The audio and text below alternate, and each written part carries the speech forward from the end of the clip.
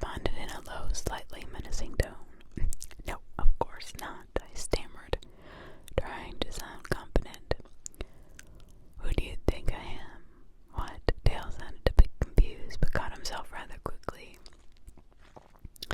Lee, how many times do I have to tell you not to interfere with other people's business? He hissed. But I could sense a hint of desperation in his disgruntled voice. Why can't you just do your job and let me do mine? I don't want to interfere with your job in any way. It's just that I've been feeling sort of creeped out lately. It all came crashing down on me one day recently that I don't actually know where the pretenders come from and what they are. Like reality check, you know.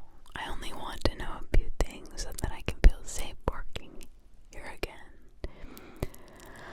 I explained, hoping that I sounded emotional enough for him to believe my excuses. A long pause followed.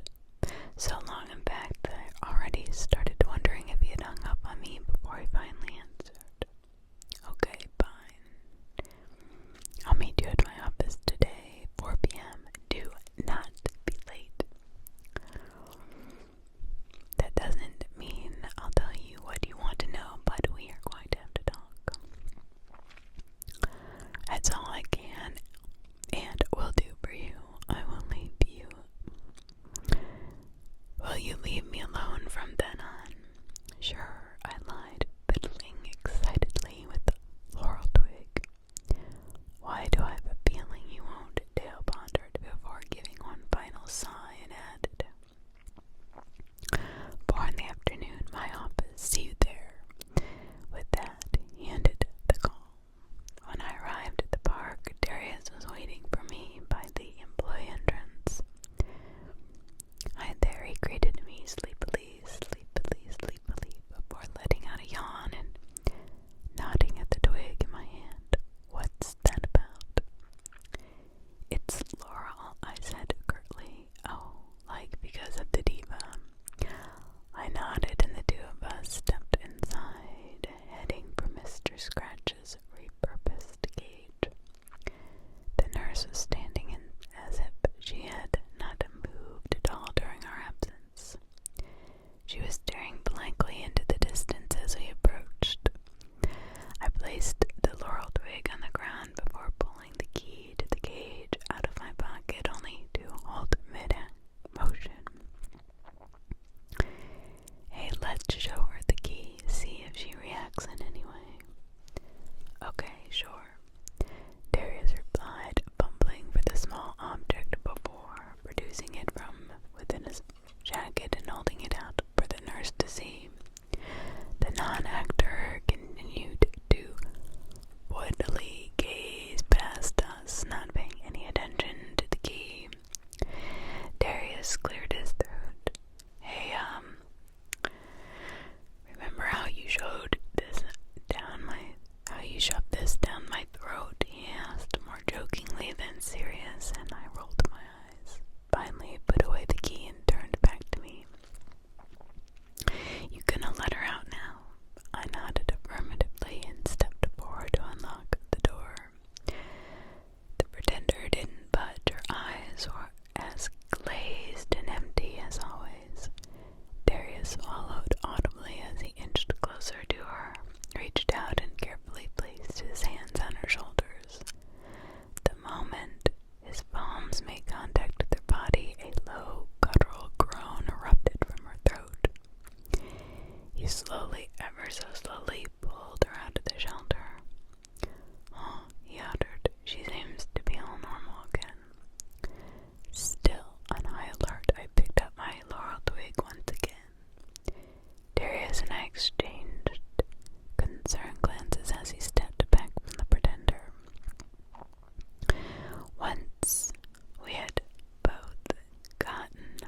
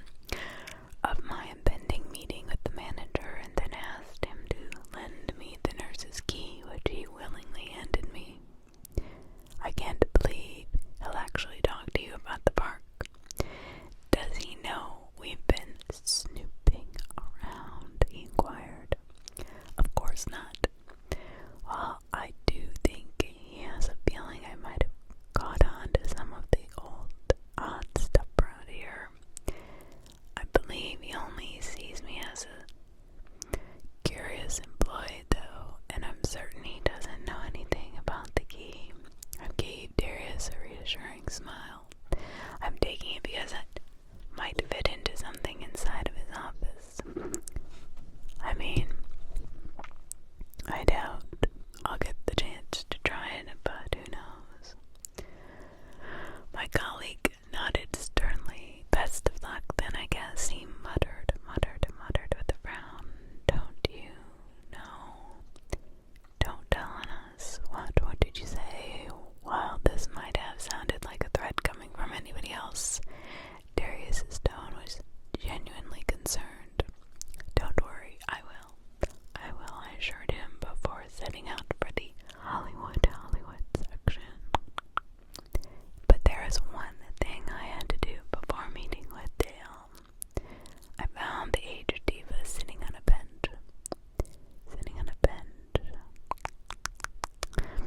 In the main plaza, she was staring up at the sky, absent-mindedly and almost seemingly startled when I sat down beside her. Without saying a word, I pulled out the laurel twig and handed it to her. She took it with her slender, wrinkly fingers and regarded it silently. Is this what you wanted to tell us? I asked softly. She didn't respond. Her sudden quiet attitude reminded me a lot of the nurse. She looked up at me with a blank expression before her lips began to curl into a wide smile. Well, hello there, dearie. I didn't see you coming, she said. Is this place cursed? I whispered. You wrote down the word laurel for us when Oliver and I talked to you yesterday. At first I thought it was your name, but then I found out that laurel, as in bay leaves, can be used to cleanse a place of negativity or to break a curse. Is that what you wanted to tell us? Does the bark need cleansing? The elderly woman stared at me for a few seconds before suddenly tightening her grip on the delicate, helpless laurel twig and snapping it in half.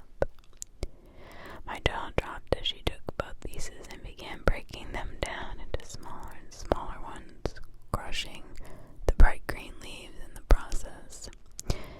She was mumbling something under her breath, her voice steadily growing louder and louder until it rose to a scream.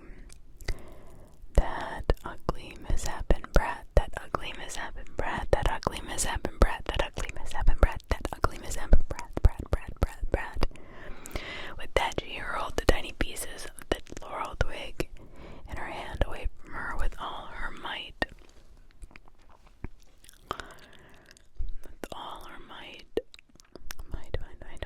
I watched as they flew through the air and hit the ground a small distance ahead of us. The diva then let out a low gurgle as the corners of her eyes began to droop, and her skin started to melt. I didn't stick around to wait for the explosion. When I arrived at Dale's office, I found the door to be open just a crack. I decided to knock. Anyway, Hale, it's Lee. I called out. You said we could talk. Come on in. My manager's voice came from inside. I nudged open the door and entered the small room. Dale was sitting at his table, rather slouching. While I'd never thought of him as much of a lively person, he somehow managed to look even more under the weather than usual. Dale is shorter, slightly overweight guy with greasy sand blonde hair. I've never seen him clean shaven, and there are always dark bags under his brown eyes. Hello, he slurred. Have a seat. He pointed at the chair across from him. I frowned. Are you drunk? I inquired. I didn't really need an answer, though, seeing as when I approached him and sat down, I spotted the 2 bottles of whiskey on his desk, one of which had been already emptied halfway. A little bit, he admitted, covered his mouth to suppress a hiccup.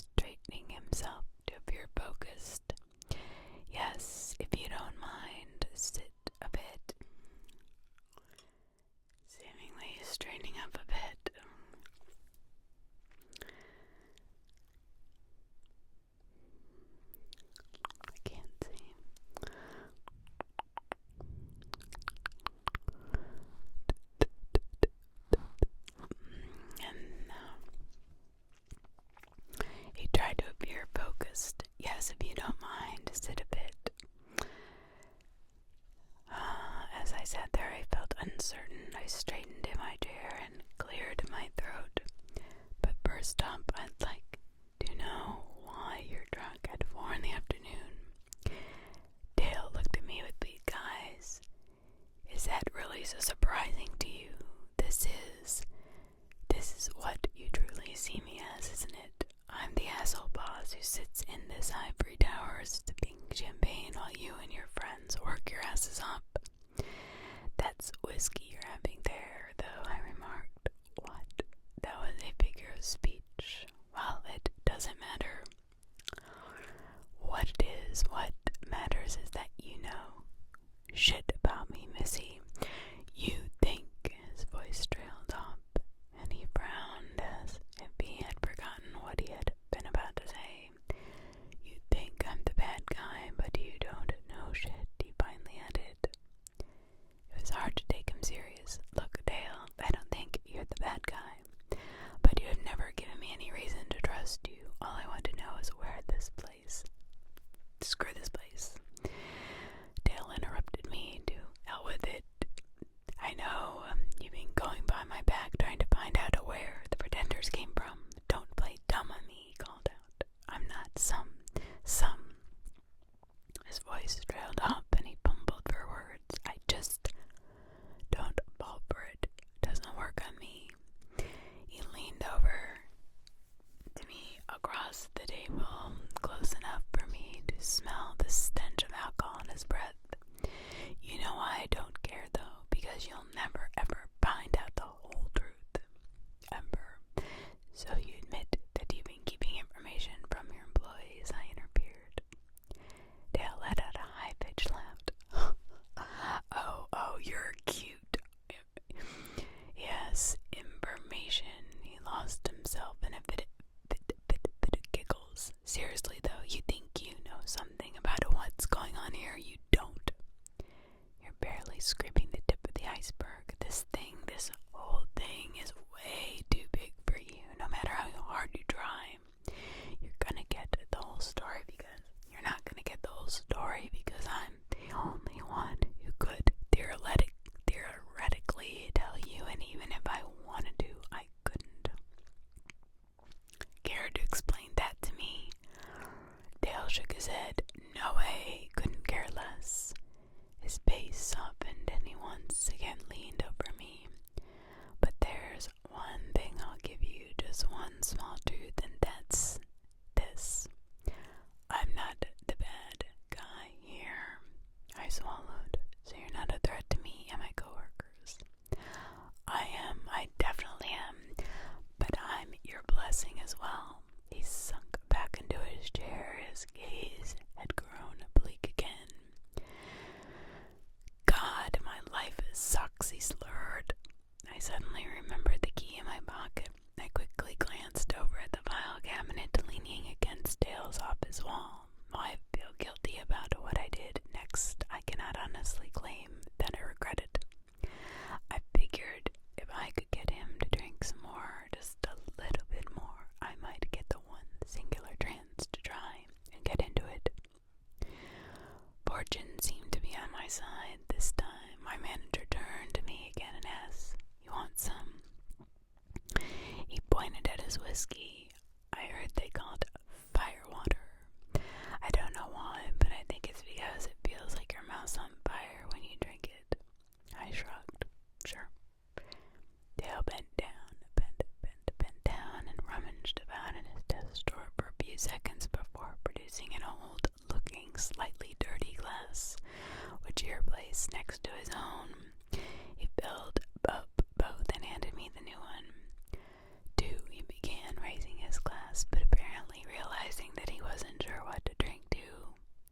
"Hell," I offered. Dale smirked. "Damn right, hell with it. I feel like I'm already there anyways." With that, he drowned his whiskey in one go before immediately refilling his glass. Not wanting to raise suspicion, I did the same. "Now there's one thing you should know.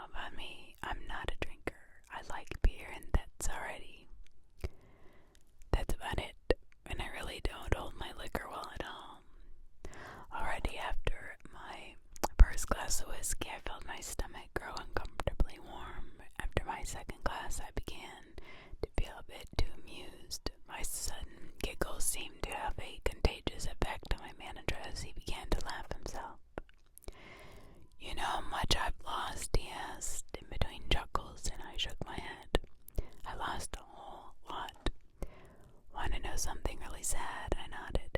A person I love, or at least someone I used to love. He's dying, and I'm sure who's killing him. I don't want to, but I got to. They make me do it.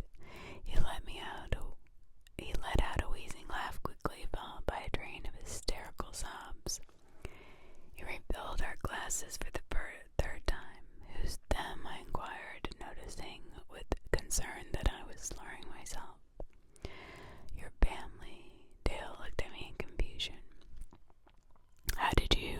Whatever, yes. But it ain't just them. I won't tell you. I won't. His voice slowly trailed off. He filled up glasses. Number 4 with shaky hands. Swallowed the contents of his glass after I'd done the same before looking at me one last time. Then his head sank down on top of his desk.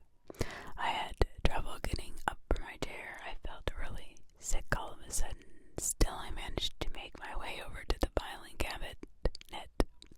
I had to make use of my chance while Dale was out. It took me a while to insert the key into the lock of the cabinet, but to my surprise and delight, it fit perfectly upon turning it, and sliding open the drawer. My tired eyes were confronted with folders over folders neatly lined up behind one another in what little spaces they had. I remember spotting one titled Expenses 2020, Earnings 2020, so on and so forth. I decided to try if the other drawer would yield more interesting results, so I bent down and unlocked it. To my surprise, it was completely empty, except for 2 things: an ancient-looking wood handle revolver and a black and white photograph. I took the latter out of the drawer to inspect it, straining my eyes as I struggled to focus. The picture showed 2 people in very old-fashioned clothing, a man and a younger woman, or maybe a girl. They were standing next to each other in front of a gray background. I found hard to determine. I thought I could make out some trees, but I could have been wrong. What struck me as truly odd, however, was that the faces of the man and the girl could not be seen. They were blank. There were no eyes, no mouths, no noses, just a blank space where all of that should have been. Suddenly I felt my stomach startlingly ill, starting to turn. I knew I was going to be sick. I dropped the photograph back into the drawer and hurried to lock both it and the upper drawer again. I quickly tucked away the key in my pocket before dashing out the door of Dale's office. I had barely made it over to the trash can next to the bench on the Hollywood Plaza when I couldn't confine the contents of my stomach any longer. I threw up in the trash can once, maybe twice, before I sank down into the bench beside me. My surroundings grew darker and darker as my eyes slowly fluttered shut. I barely noticed the low clackling of boots on the pavement approaching when I felt someone placing their arms under my own and lifting me up. I didn't resist. When they heaved me over their shoulder like a wet sack of sand, I felt the leather of their vest brush uncomfortably against my skin. They carried me away from the bench. I opened my eyes a few times on our way to seeing the gray street move underneath me. It was dizzying. The color of the pavement grew darker, then light and sandy. Finally, I don't know how long, the person had been carrying me. They came to a halt and carefully lifted me off of their shoulders.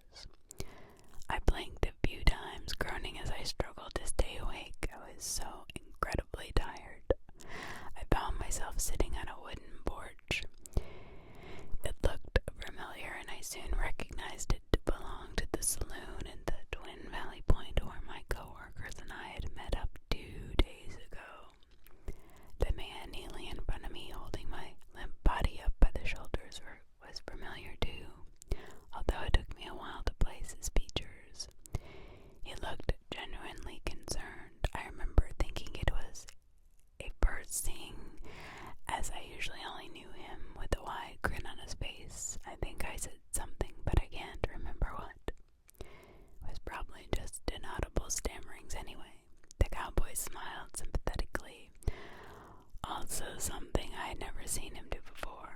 Then he raised his hand to brush a strand of hair out of my sweaty forehead. His cold, dry-skinned finger traced down the side of my face and rested on my cheek for a little while. I'm unsure of why I remember this particular action so well, but I do. I stared at him with hooded eyes, trying not to drift off to sleep. I felt like he was trying to comfort me. Suddenly the silence was broken by a loud voice of a man. I recognized it to be that of Mitchell. "Hey, what do you think you're doing?" The cowboy jumped to his feet, and I immediately flopped down onto the rough wood below me. I could hear Mitchell run towards us, and I felt myself being pulled to my feet. "Leah, holy shit, are you alright?" I heard.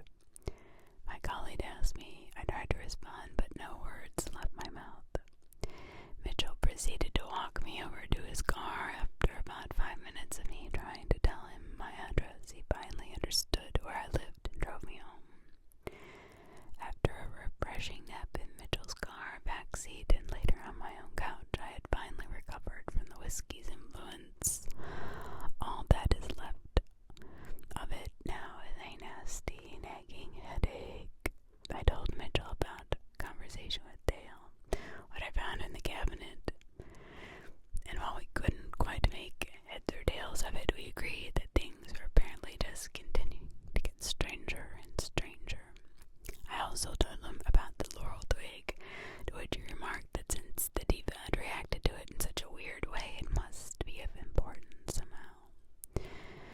Still, you can't just go around performing any weird rituals or whatever, he warned me in a low voice to go easy on my headache. Who knows why she destroyed the twig after all? We need to figure this out.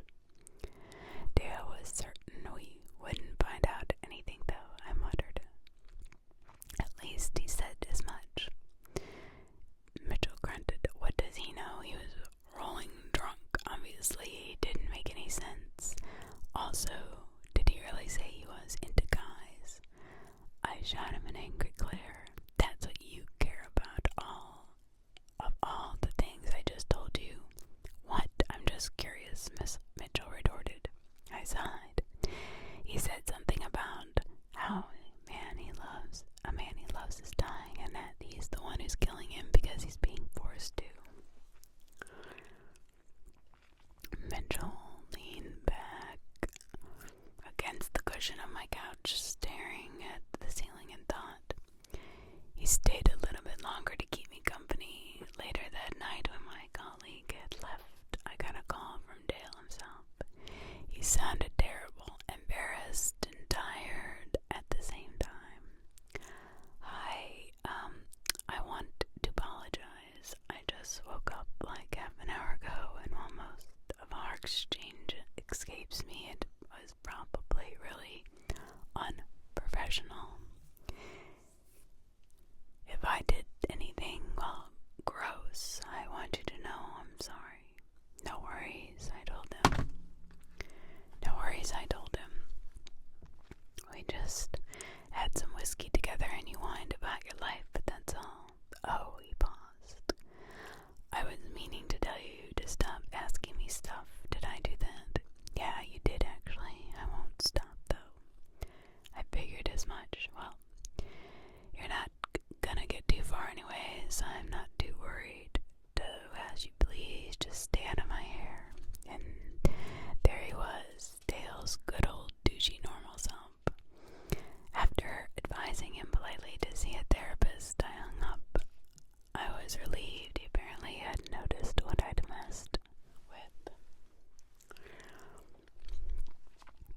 In his filing cabinet, I spent the rest of the night watching TV, but in the back of my head I kept thinking about what my manager had told me in his drunken stupor. Then exactly 12 minutes after midnight, I had an idea. It's completely absurd, but if it's true, it might be the most brilliant thought I ever had. All I know for now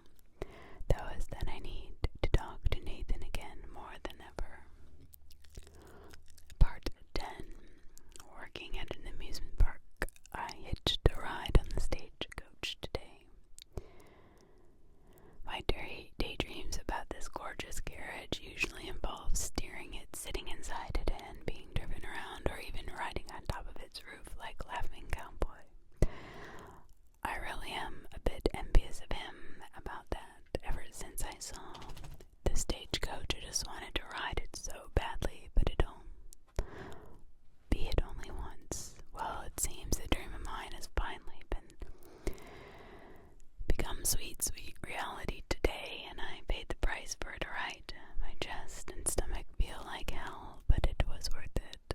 Let me explain. So before getting on my way to work today, I went down to the small convenience store on my street to purchase a few things I would need that same day. The store is tiny and run by a grumpy, chubby older dude with a gray beard who always wears a Panama hat. It has this musty, stale feel to it, but I sort of like it. Plus, the clerk and I like to joke around.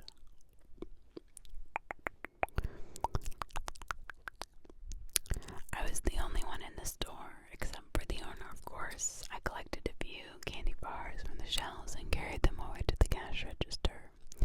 I then proceeded to inspect the array of cigarettes and other tobacco products lined up in front of the clerk before picking out a colorful metal box of chewing tobacco and adding it to my pile of junk food. The clerk looked at me up and down with a mild surprise. Usually the only thing you buy are protein bars and soda, he remarked. They say the only constant is change, I replied.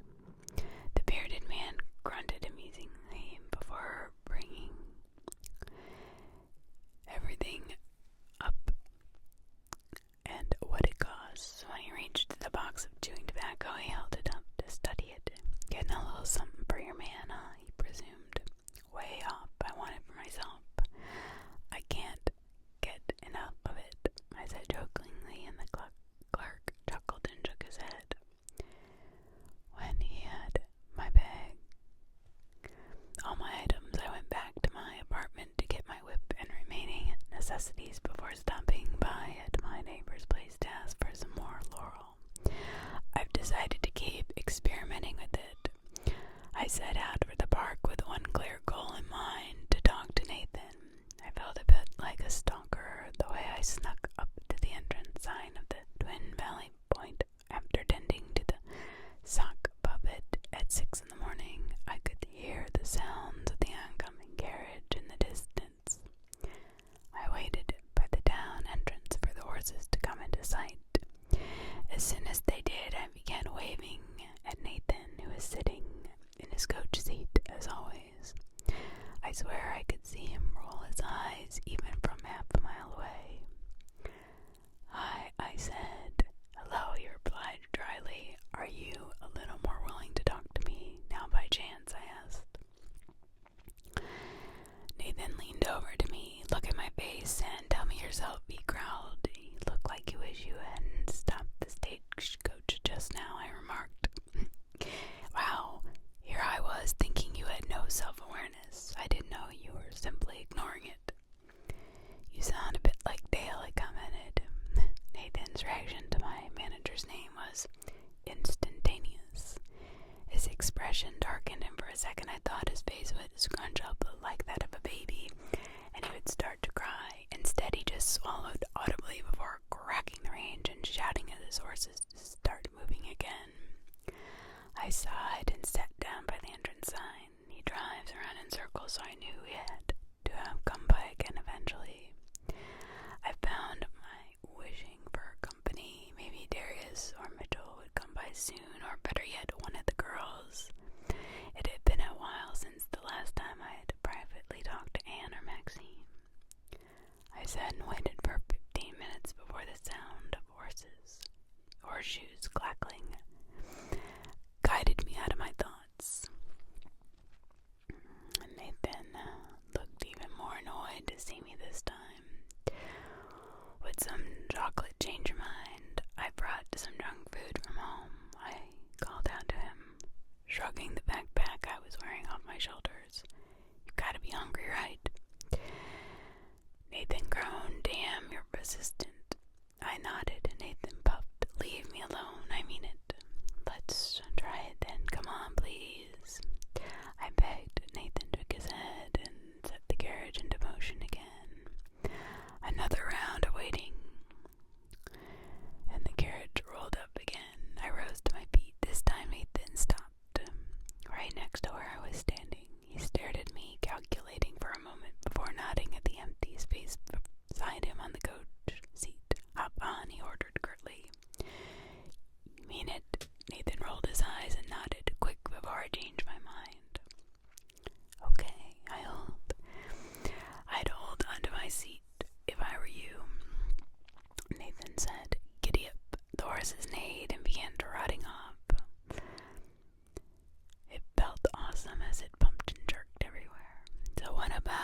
sudden change of heart, I inquired. You would have just kept waiting anyways. Best to get it over with, Nathan explained. Also, this is what you always wanted, isn't it? Don't pretend I see you watching the carrot all day, you know. He let out a flustered chuckle. True. I guess I'm a bit of a fan. For a split second, I thought I could see a smile. So what do you know? Swallowing it down my apprehension, I began. I know for sure that this park is family run. I also know that where something really messed up is happening to you, and I want to help. Then there's some stuff I believe I know, but I'm not fully certain about. And what would that be? Nathan asked. He sounded calm but stern. I had a conversation with Dale yesterday. He was very much intoxicated. He didn't make a lot of sense, so I had to piece together what little snippets he gave me. I took a deep breath. I think you and Dale used to be quite fond of one another, but then for some reason he gave you the task of driving the stagecoach. I believe you're turning into a non-actor, or rather becoming one of this one here. Nathan leaned back in his seat and pulled the smelly blanket closer around his shoulders. That last part, it's true, all of it. But I don't know any more either. You don't? I was a bit taken aback. He sounded like he was telling the truth, but I had somehow expected him to have way more insight. Will you still tell me what you know? I'm not sure if any of it will help. Nathan regarded me with a sad smile. I insist. It will help, I'm sure of it. The coachman's grip on the horse's reins tightened and he let out a soft sigh. You said you had candy. I nodded and gave him a piece. The young man took a large bite out of it and began chewing. His expression softened. Thanks. I didn't have anything sweet since, I don't know, to be honest. It's been that long. I last got off the stagecoach. I don't really need heat at all anymore. It's still nice having something that tastes good. I felt myself becoming excited in light of what I was about to hear. Dale and I first met in high school, but we were just friends then. Later, years after both of us had graduated, we reconnected and decided to get some coffee together. He hit off right away, and that's kind of how we became a thing. He was fascinating to me. He was always so emotional and contemplative. He was a bit of a mystery too. Sweet though. Really caring and sweet. I had never felt safer with anyone else before. Dale truly cared about me. He never made a big deal about it either. It was just natural for him to be there for me whenever I needed him. He had just taken over his dad's job as park manager and I was unemployed, so he got me a job as a waiter here at the park. It might seem weird to you that my boss was my boyfriend as well, but it was all pretty great. We were happy during the time, like really happy, until one day he waited for me outside the restaurant I worked at after closing hours. He had tears in his eyes. He tried to hide it, but he looked incredibly sad. I asked what was wrong, but he told me it was nothing and that he needed to tell me I was going to do another job at the park from now on. He said I was going to be an actor. I asked him why, and he told me he had gotten instructions to have me change jobs and that he had to follow them. See, I didn't know why he was so sad. I mean, it was strange, sure, but I didn't get why he was crying. He asked me to drop the subject and we went home. Back then I used to live with him, you know. Even at home he was acting all strange, depressed, and I didn't know what had gotten into him. I was worried sick. Anyways, I had promised to drop it, so I didn't dare ask any further questions. Instead, I did my best to take care of him. Dale's always been so sensitive. I remember telling him that whatever he was feeling so down about, we would work it out together and that he could count on me. His response, I remember like it was yesterday. He told me he knew that, and that was why he was so sorry. He kept begging me for forgiveness. It was beyond next day, he led me to the stagecoach. I had seen it around before. It used to have another coachman, but he was gone all of a sudden. Never saw him again. By the way, Dale told me he had quit, but I have my doubts. He said that I would be the new coachman, and when I told him I had never driven a carriage before, he simply said I'd learn it by myself in no time. He was right about that. And then he suddenly pulled out a bottle of Coke and handed it to me. He told me he had gotten it for me as a refreshment, so naturally I thanked him and started drinking it. But the moment I took that first swig from it, Daryl started to weep, really horrible, heartbreaking crying. I instantly attempted to comfort him. He was completely inconsolable, though. We sat down on the coach seat together, and I hugged him while he cried. I finished up the soda a few minutes later. I remember thinking that it tasted weird. When Dale noticed I emptied it, he took the bottle and stared at it for a long while. "I'm so terribly sorry," he whispered. I was still taken aback, but I told him I loved him and that then he kissed me. That was the last time we ever talked. It didn't occur to me he had poisoned me until later. I trusted him. I would have trusted him with my life. So when I started convulsing and everything began to spin around me, I was still like, it can't be. He'd never hurt me. I had to face it, though. When I found myself unable to leave the seat of the carriage, I would instantly start to feel sick whenever I did. At first, I was still able to leave for the bathroom and eat from time to time, but I felt it getting harder and harder day by day, as if it was slowly progressing. From the very first day, I found myself unable to leave the park. After 2 years, I wasn't able to leave Twin Valley Point, and then 3 years ago, shortly before you started working here, I noticed that I wasn't getting thirsty or hungry anymore. From then on, every time I got off the stagecoach for any reason, then to mind the horses or carriage in any way, it started to hurt. It hurt so much that I just stopped. Nathan looked up at me with tears filling his eyes. I don't know why Dale did this to me. I'm sure he didn't want to, but I don't know who or how or why. His voice trailed off. That's all I know. I've tried making sense of this more times than I can count, but it doesn't matter anymore. It does matter. I'll get you out of here, I promised. I've been working on figuring out a bunch of stuff. Once I've gotten it all together, I'll know a way to help you. Just hang in there. Nathan smiled softly and shook his head. No. I appreciate it, though. I really do. But it's too late for me. His voice had grown very quiet all of a sudden, and he said, I'm never leaving here.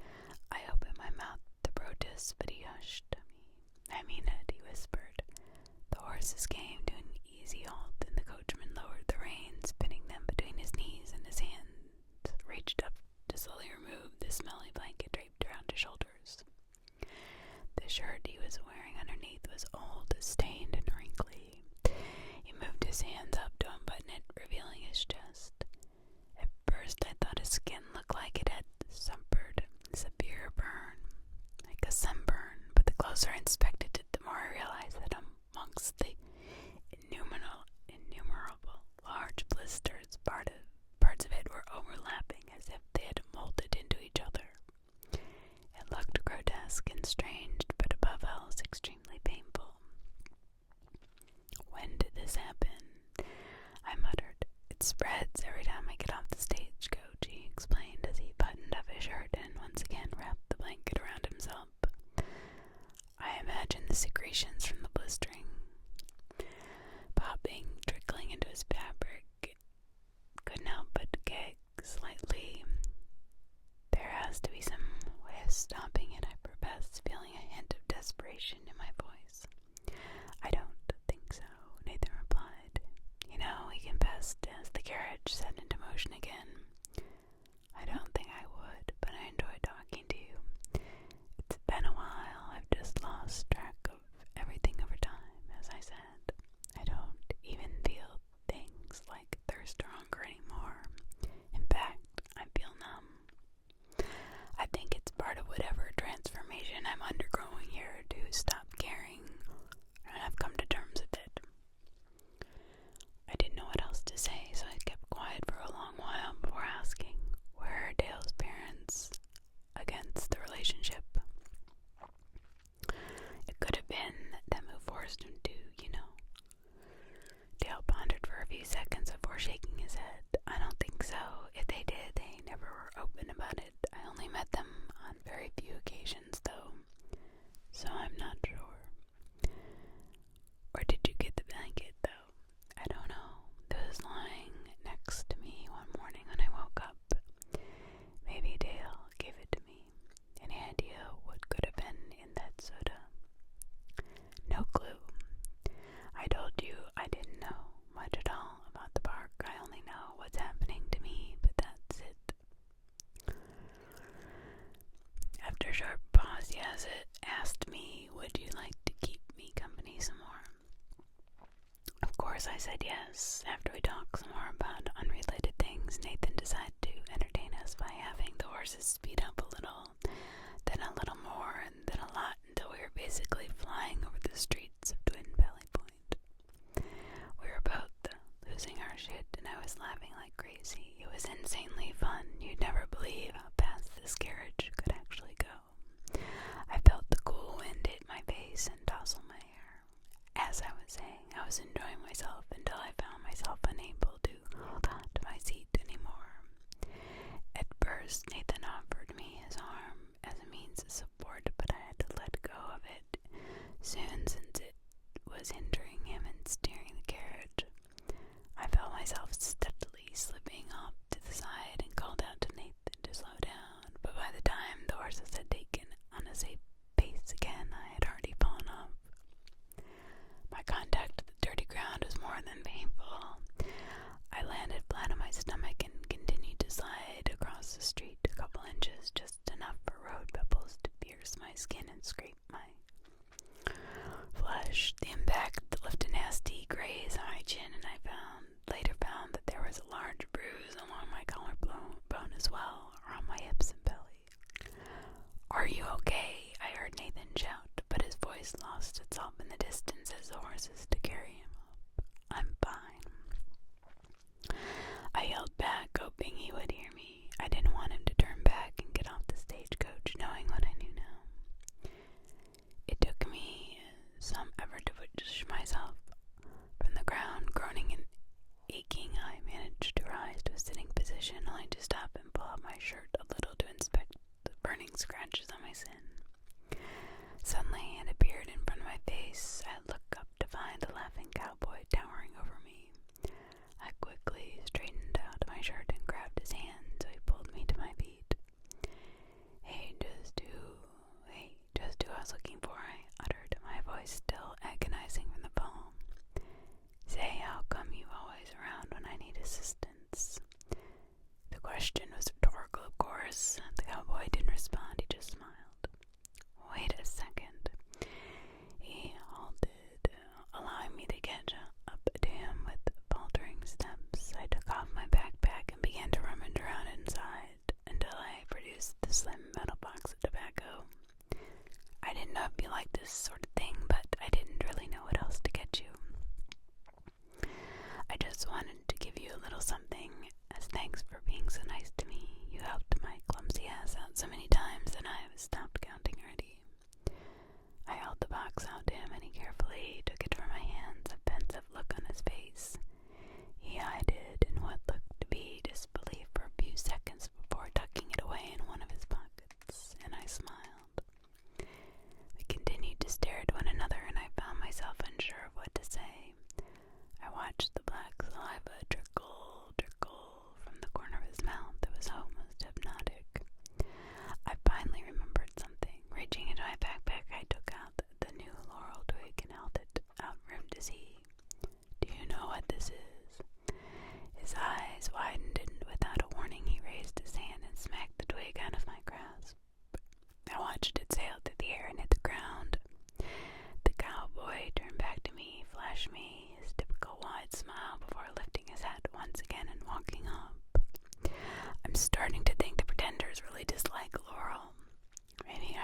shown the twig to Nathan too, but after my tumble I only wanted to get back home.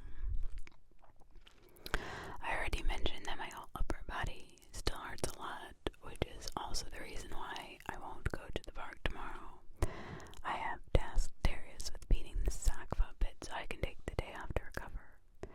I still take time to at least recount one or two of my older job experiences while my investigations are on hold for a bit. I'm not entirely sure what to make of my exchange with Nathan. I feel so deeply sorry for him. He may have given up already, but maybe there is still a way to help him after all. Now I hope you'll excuse me. I need to go for a fresh back for my gym. Part 11. Weird stuff on Halloween. I work at an amusement park. Our manager has us do some pretty weird stuff on Halloween. Fall is one of our busier seasons, since Dale always has us go all out with the spooky decorations. Come October, my manager gets into this very weird mood and starts acting atypically nice to us. And not only night, we close down a bit earlier, at 9 p.m. to be exact. That, of course, is strange in itself, but seeing as one would think that this would be the perfect occasion to keep the park open extra long, but it gets weirder. After the park is shut down and all the other staff have left the premises, we, the 7 actors, are tasked with completing a strange set of chores. Nathan, of course, excluded from this matter, something that I didn't understand for a long time, but makes more sense to me after our conversation yesterday. First off, we're not allowed to leave the park until midnight. That means we have 3 hours to complete the tasks Dale gives us. They're different each year, and I feel they get stranger every single time. Let's take last year as an example. After the park was closed down and everyone else had left, the 7 of us had gathered outside Dale's office like every year, ready to receive our instructions. Now Dale always tells us that they're of utmost importance, but he has never given us any reason or further explanation. Sometimes I really wonder if he just does it to mess with us. No one ever questions him, though, since he pays us extra on that night. I remember a starry night. The moon was standing high in the sky, and a cool breeze was ruffling my frilly black shirt. None of us had changed out of our costumes yet. I was hopping up and down a little to warm myself. Darius offered me this blood-stained lab coat, but I politely declined. When Dale finally stepped out of his office holding a clipboard and camera, we let out a collective sigh of relief. "Been taking your time, boss," Maxine remarked. "I do hope you'll forgive me," my manager replied sarcastically. "Are all the pretenders locked up?" Each of us nodded affirmatively. "So what is it this time?" Mitchell urged him. The girls and I exchanged amused glances as we thought back to Halloween night of the year prior, when Mitchell was ordered to strip down to his boxers, run around the haunted hospital funhouse 3 times while singing the first song he could think of. Caroline, Maxine, Anne, and I laughed at him like crazy. Admittedly, that had been a bit mean, but seeing your co-worker jog around in nothing but his underwear, singing Bad Moon Rising was something none of us could take seriously. "Don't worry, Sheriff," Dale assured him. "No one's going to be forced to lay eyes on that soft belly of yours tonight." A low chuckle rippled through our group. Mitchell cursed. "Now, ladies and gentlemen, tonight's task is one including every one of you. First, we will relocate to Candyland. No one's allowed to say a word on our way except me. Once we're all there, we gather a main circle. We join hands and close eyes. I'll be standing in the middle. It's important that you do as I say and only open your eyes once I allow you." His voice softened a bit. "And after that, we'll just go and hang out in one of the restaurants in Hollywood until midnight. I got some donuts for you then," he added. Anne, who was still in costume raised her hand. That's really weird. No weird stunts or publicly humiliating ourselves. Dale nodded. Yes, that's all. That's weird. One more thing. I'll be taking photos of each single one of you, so don't let the flash of the camera startle you. You have to keep your eyes closed once we've joined hands. He took a look at his digital watch. Alright, we're starting our march to the candy section now. Remember, I don't want to hear a single tone from any of you. We have nodded affirmatively. We got there, we got into a circle and held hands. Alright everyone, now close your eyes, Dale ordered. I took a deep breath before doing as told. For a minute or two everything was silent. I felt Caroline's fingers twitch slightly, then suddenly I felt something odd. It was like I sensed a person standing right by me. For a split second, I was almost certain I could even feel their breath in my hair. The sensation lingered for a full minute. I know, because I was counting the seconds in my head. Still, I marked my manager's warning and kept my eyes shut. I shuddered when they finally seemed to move past me. Oliver must have felt me shiver, seeing as he gave my hand a reassuring squeeze. Only seconds later, Dale unexpectedly spoke up. His voice was low and very grave. Don't move. I took a breath. Caroline's fingers were trembling ever so slightly. I could hear someone, presumably one of the guys, cough quietly. Dale hissed at his to shut up. Stay still, he whispered, just a little longer. Then he added something in an even more indistinct voice, something I couldn't understand. It sounded like a question. Alright, I'm going to take your pictures now. Keep your eyes shut and stay still, he commanded. Moments later, I could see a camera flashing brightly through my eyes as they were closed from the electronic beeping noise that followed. I assumed that Dale was looking through the photos. For a second, it sounded like he was holding his breath before he exhaled again. Okay, that's all he finally told us. You can open your eyes. We all did. Looking around at my coworkers' faces, I found every emotion ranging from confusion to unease displayed on them. There, Dale said with a smile. Wasn't that hard, was it? Well, it sure beats last year. Let us take our coats through next time, Caroline added. I mean it, I'm freezing. As promised, Dale unlocked the door to one of the restaurants in Hollywood for us and let us inside. He apparently kept his promise, seeing as there were 2 large boxes of donuts standing on the largest table waiting for us. Help ourselves. Help yourselves, huh? He offered before turning to leave. Are you joining us? Oliver asked. Dale smiled bitterly. I think you'd have more fun without your boss in the same room. I'll be dropping by at midnight to let you guys out. With that, he left us by ourselves. We spent the remainder of our night shift talking and playing more or less impoverished games. The donuts were delicious, and I think we were having a good time. None of us really commented on Halloween. Task until I asked if anyone had been able to understand what Dale's inaudible question from earlier.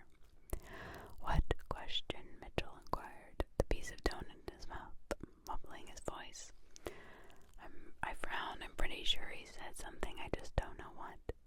Did no one else hear it? No, the others shook their heads. So what do you guys think this was? Some kind of seance? Anne inquired. I felt kind of weird when we did it, almost like something was walking behind us, finishing her sentence. My friend nodded eagerly. Yes, exactly. I liked last year better. I didn't mind it actually, Darius remarked. It felt kind of cool doing this thing as a group. There was like this sense of unison to it. I continued to ponder about the background of the annual chores, some more becoming. To the conclusion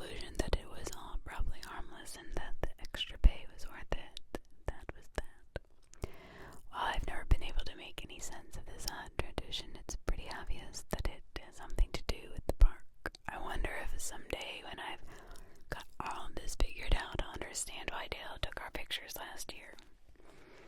Had Mitchell run around naked in 18, and a lot of us square dance for 1 hour on the Hollywood Plaza in 2017. Part 12. The Girls' Night Out. No. The Girls' Night Out.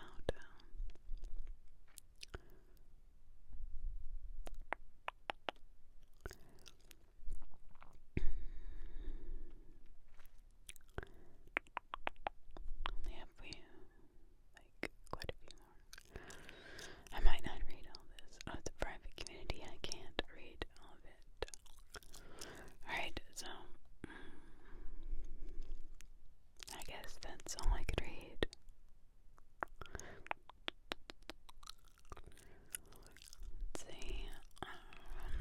Let's see if it lets me go to the next one. Maybe not. I don't really know. Rest room. Okay, well I can read that, but the girls' night out I couldn't. Working at an amusement park, the restroom. This is part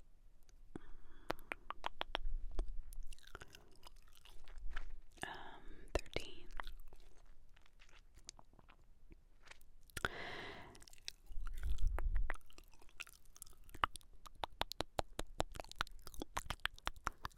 Alright. When I arrived at the park today, it felt like the premises had been awaiting me. A fresh breeze blowing in the air smelled strangely nice, almost welcoming. There was nobody by the employee entrance, and on my way down to the streets to the cage with the sock puppet in the horror theme section, I did not encounter a single soul. Once I reached the funhouse, it's my dog, I spotted Darius standing beside Mr. Scratcher Shelter. He noticed me approaching and walked up to me, looking both happy and concerned at the same time. Hey there, good to have you back, or how are you doing? Still mortally wounded? I think it looks worse than it actually is by now, I told him, my fingers instinctively wandering up my chin. How's my butt? I took care of him. I think I stared at my colleague with an unsettled expression. Well, he's not dead or anything, but what do I know about how he's doing? I'm not his owner. He probably misses you or something. He just lies around all day. Doesn't really do much. I wasted no more time and ran up to the sock puppet's cage. The black beast inside sluggishly lifted his head. When he recognized me, he jumped up and hurriedly came scrambling outside. Hi, baby, I squeaked as I buried my face in his furry, fluffy fur. I couldn't believe how much I had actually missed him. It's true, he really is like a dog to me. There's no sense in denying it. Darius was watching us with a disturbed look on his face. After I got up with my not-actor bed and played with him a bit, I went to sit with Darius. I told him what I had already told Caroline the day prior. His reaction was the same. Darius assured me that I hadn't really missed anything. Soon after I went to see Nathan, I found his carriage standing in the shade of a larger booth in Twin Valley Point. When I called his name to get his attention, came walking up to him. He looked up at me with a dumbstruck expression on his face. It's you, he said. Yeah, can I come up to you? He nodded and moved over on his seat, patting the free spot next to him. I hopped on and sat beside him. Are you alright? Should I leave? I asked.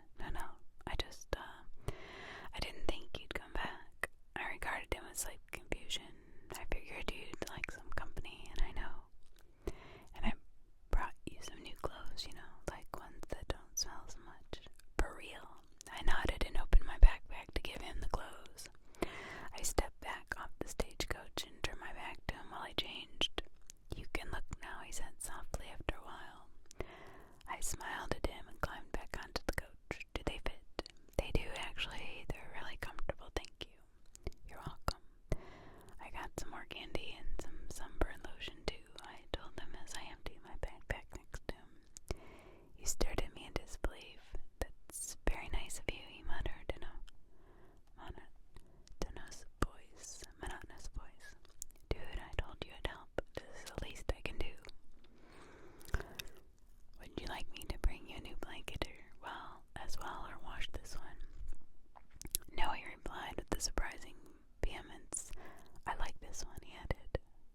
softly this time, because it's Dale, I assumed. He didn't respond, just nodded and wrapped the blanket around his shoulder once again. I like having it around. So since you drive around here all the time, do you ever notice the four plazas of each section kind of like make a circle? I asked. Nathan shot me a confused glance. He picked up one of my chocolate bars and began removing the paper. I'm in this section most of the time, so I don't really think about that stuff. But now that you bring it up, well, I guess they do. Maybe. I don't get why this is relevant. I lean back. Do you know where I could get a map at the park? Like, not one of these cartoony ones we hand out to the visitors, but like a detailed one. I'm sure Taylor would have one in his office.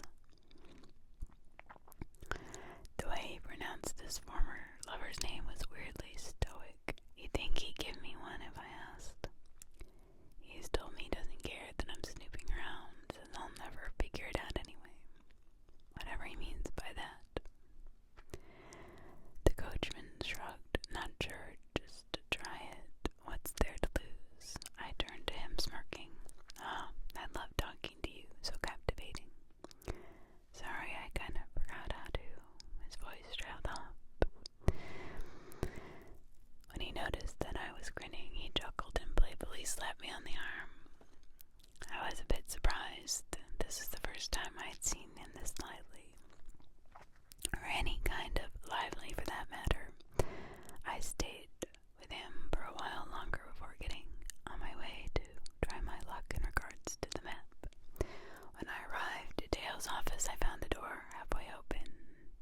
My manager sitting inside, seemingly immersed in a book that wasn't related from the looks of it.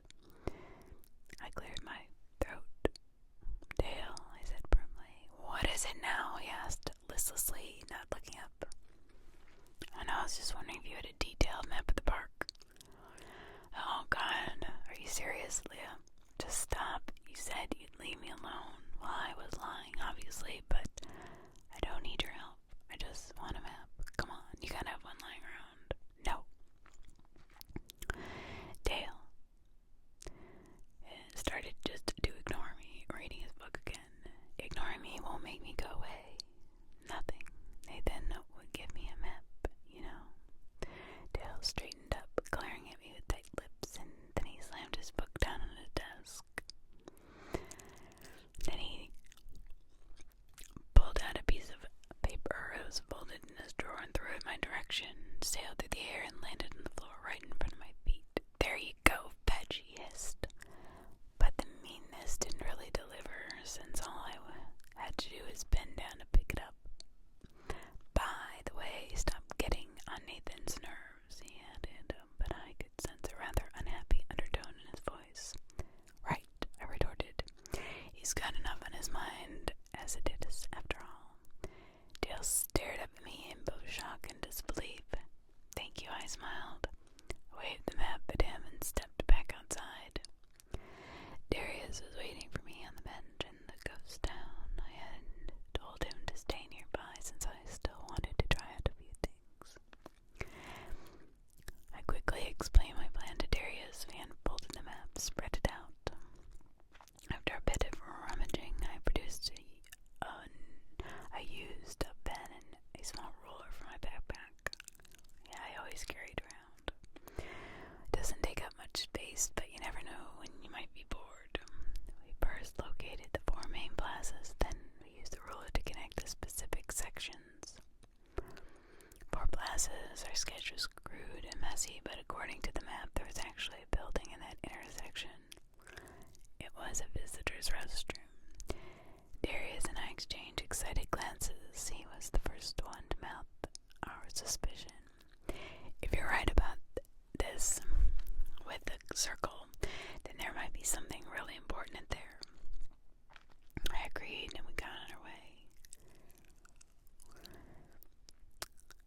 I remember noticing I was feeling a bit off when we arrived in front of it, like I had eaten something bad. It's locked, Darius remarked after trying the door. That was to expect. There's no visitors at the moment, after all. We rounded the small building until we found a window high up on the outside wall. a sudden, the sick feeling in my stomach intensified once I was in the building.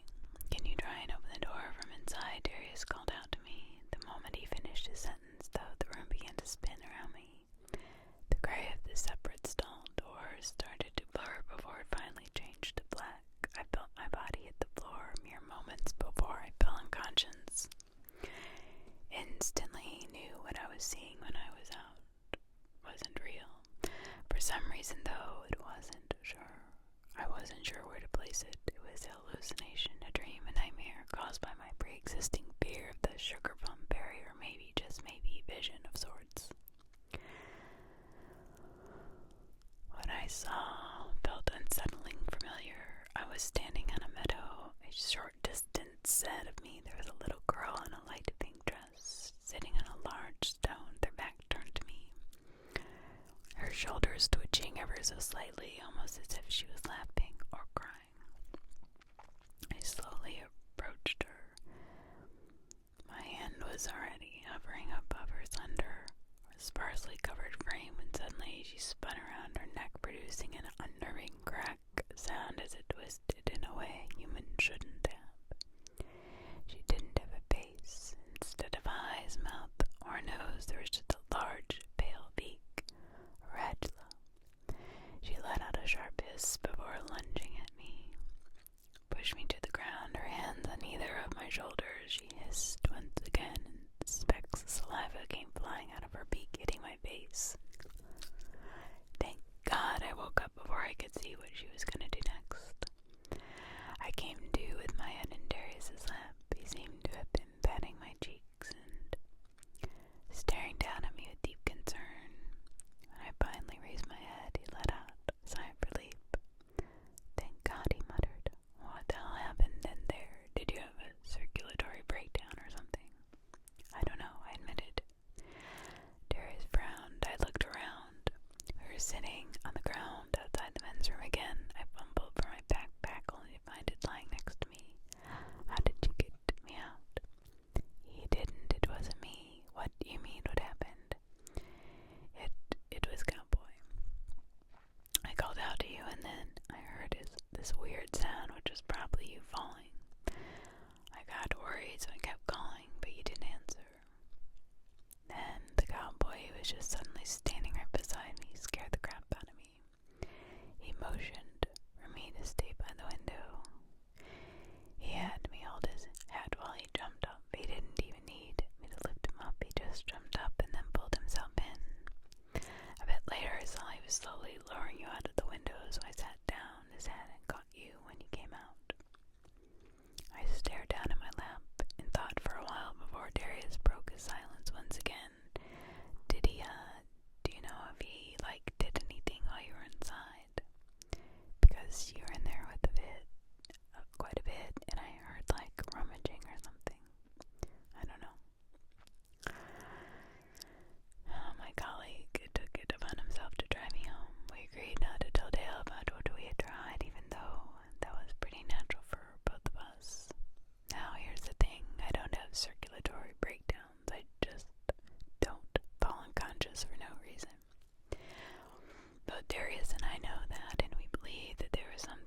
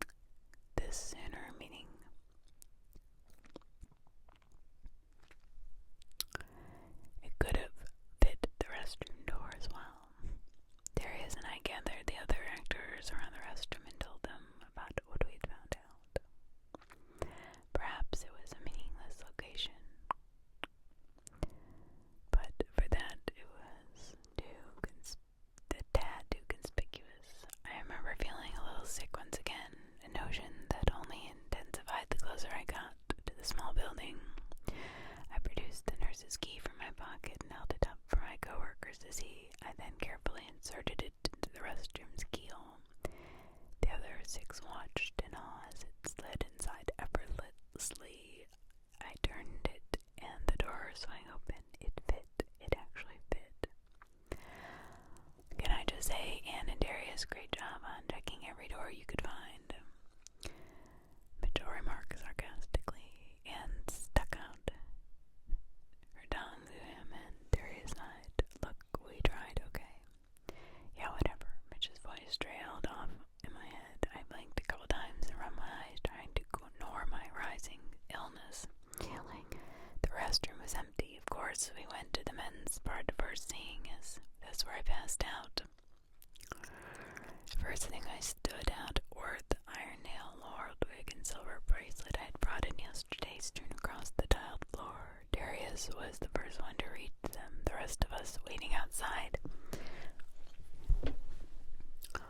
He knelt down and gathered them up in his hands, taking them back outside to show me.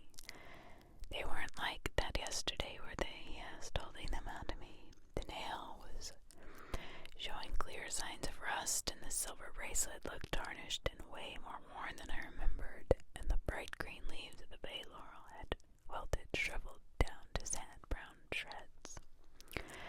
Nope, I replied, reaching out to take them from him. I tucked them away in my backpack and I sat down on the ground. Perhaps me carrying them around with me was what had caused me to collapse yesterday. It worked. When entering the dim, gloomy-looking bathroom, I felt perfectly fine, even though the others had been reluctant at first. They soon joined in on the search. It didn't take long for Oliver to find something out of the ordinary. Hey guys, one of the stalls is closed off, he called out.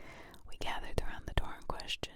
There was a handwritten sign reading cleaning supplies fixed to it. The sign itself was strange enough. The paper that had been used to make it look really old, and the writing on it was faded. All of the toilet stall doors in the amusement park reached all the way down to the floor, up to the ceiling, and there's no way of seeing what's on the other side. We tried to use the key once again, but for some reason it didn't fit this time. What kind of crap is this? Mitchell complained loudly. Dale, seriously, that guy uses one and the same key for the mystery restroom and the filing cabinet in his office, but not for this thing. Well, maybe it's just a regular supply storage, Maxine suggested. We should keep looking around. We might be missing what's actually important here.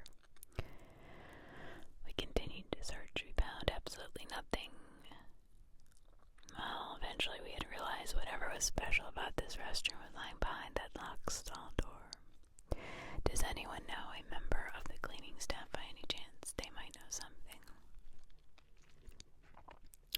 Caroline perked up and nodded. Just a second. She fumbled for her phone. There's no reception out in here. There's no reception in here. I'll try outside. With that, she rushed out of the restroom. It's weird. There's no reception in here. I know for sure there is in the employee restroom, Mitchell said. How so? I asked with a grin. He shrugged, avoiding my question. I get bored when I have to go for bigger business. Okay. Alright, no cell phone reception. The place clearly rejects the otherwise protective objects and can even cause their bearer to pass out. There's obviously something sinister going on in here, Anne concluded. Sighed, glancing at me, she added, How are you feeling, by the way? I'm fine, I guess. I think it's because I left my stuff outside. Well, good, but as soon as you start getting drowsy or anything like that, please tell us.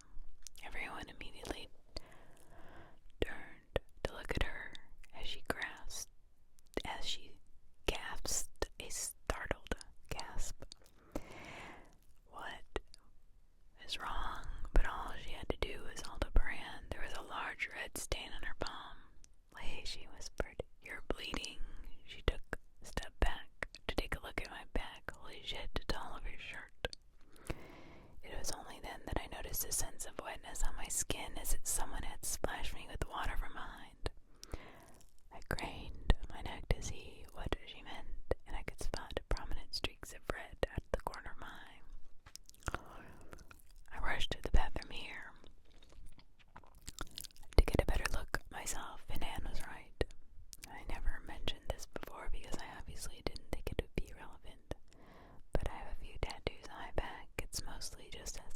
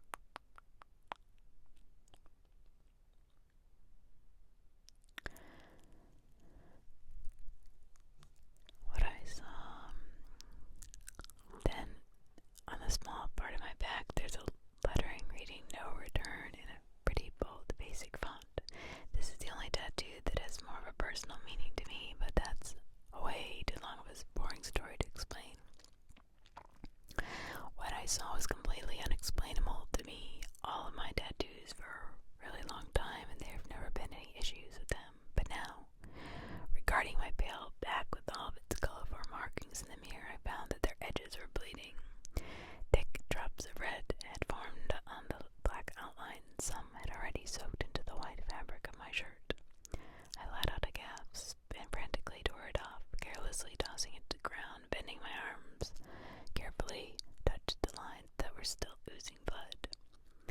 To my surprise, I felt nothing. There was no pain, not even a slight sting. When I pulled back my hand, my fingers were coated with dark red. I continued to stare at myself in the mirror.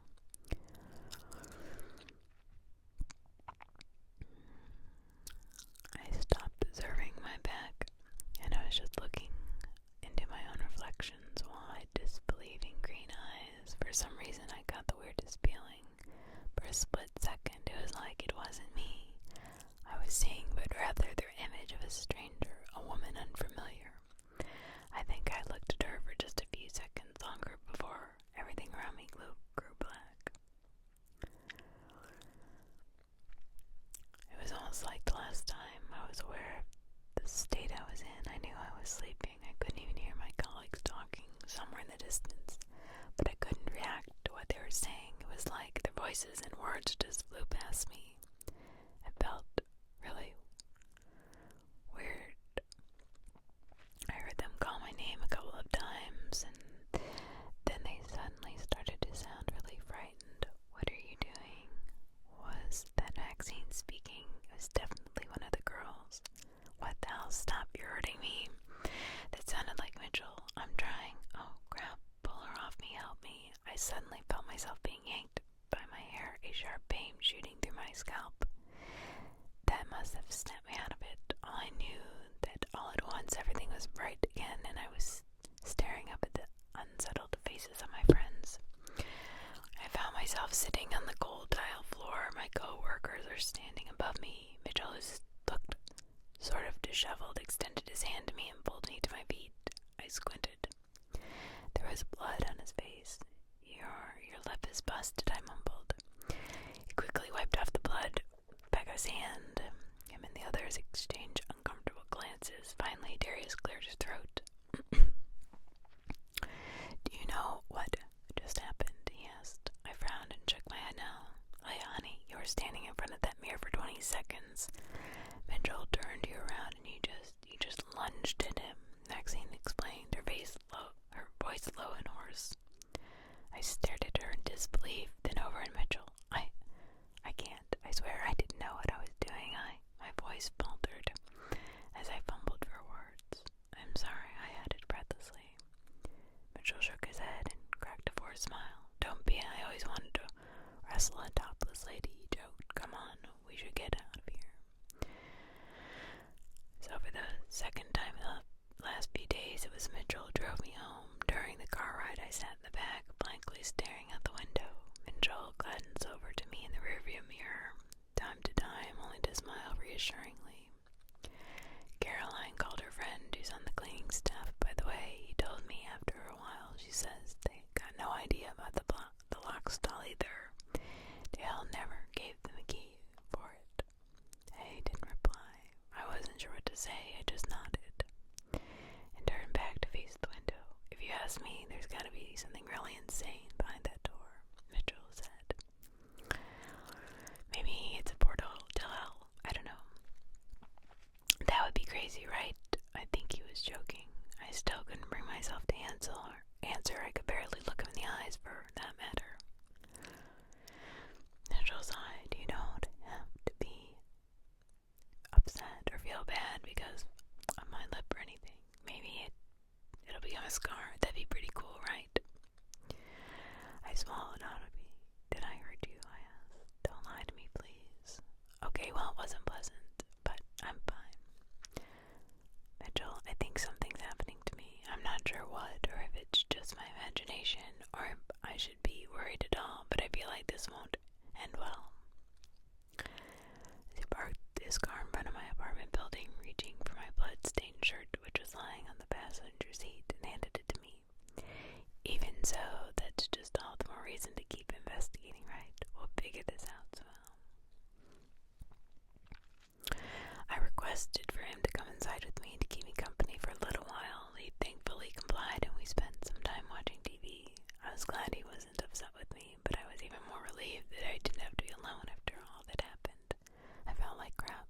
On top of that, I had forgotten my backpack in the park. I figured I would have to just get it back tomorrow. Eventually, Mitchell had to leave. "Hey, so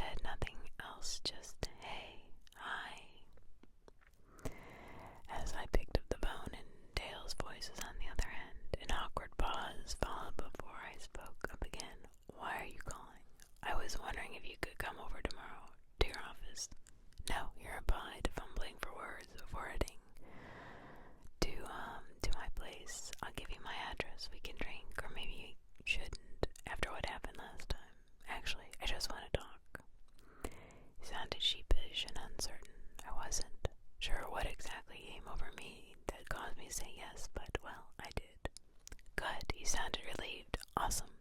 I'll see you tomorrow at, how about 8 in the evening, of course. Yeah. 8, I'll be there. Without losing another word, he hung up. I'm really not sure what to make of all this. I feel like things around here are getting weirder and weirder by the day. I guess I'll see how it goes. Okay, I am back. I'm sorry it took me so long to finish this video, but I've been having some personal problems with just struggling with YouTube and what I'm gonna do as far as like how I'm gonna address this channel and get it going, because it's very frustrating spending 5 years and working my butt off hours and hours and hours a week to get nothing. And I get on TikTok and I go live for 3 weeks and I get 6,000 followers over there. Something is wrong with YouTube, and I hate to say that because I've always been pro YouTube. I don't know. Then I was sick. Then I went on vacation, so I apologize, but I'm back. And I've just decided that I'm gonna have to get my followers and subscribers from TikTok for YouTube. That's because it's frustrating that these people start this summer have 40,000 people, and they're doing the same thing I'm doing. So anyway, let's get going. So finishing up the last few parts of working in an amusement park at Arno's Sleep. So 20 questions on my way to the sock book cage. I picked up my backpack, which I had left next to the restrooms door yesterday. I by no means wanted to go in there alone, so I just hurriedly snatched it up from the ground and got on my way. After my routine with Mr. Scratch, I went to the stagecoach to see Nathan. I've noticed that whenever I could come to visit him, he would drop his usual gloomy and grim demeanor and take on a more lively personality. I've grown very fond of him over the last few days, and he's a huge motivation for me to keep doing what I'm doing. Even though he keeps denying that there is a way of saving him, I've made it clear that I won't stop trying, never. I'm never gonna stop. I brought him some candy as always, and I took a book for him to entertain himself. You're spoiling me, he said, with a grin as he unwrapped a piece of bubble gum. No, but seriously, thanks. Thanks a lot. You don't always have to bring me stuff, though, you know. I just appreciate the company the most. I smiled at him before, in a more serious manner, informing him about Dale's invitation. Nathan thought for a while, pensively chewing on his gum. I looked at him attentively. Just sitting and talking to him is pretty obvious to me why Dale would like him so much. Nathan might be disheveled and smelly due to him being forced to stay on the carriage, but it doesn't obscure his good looks. He is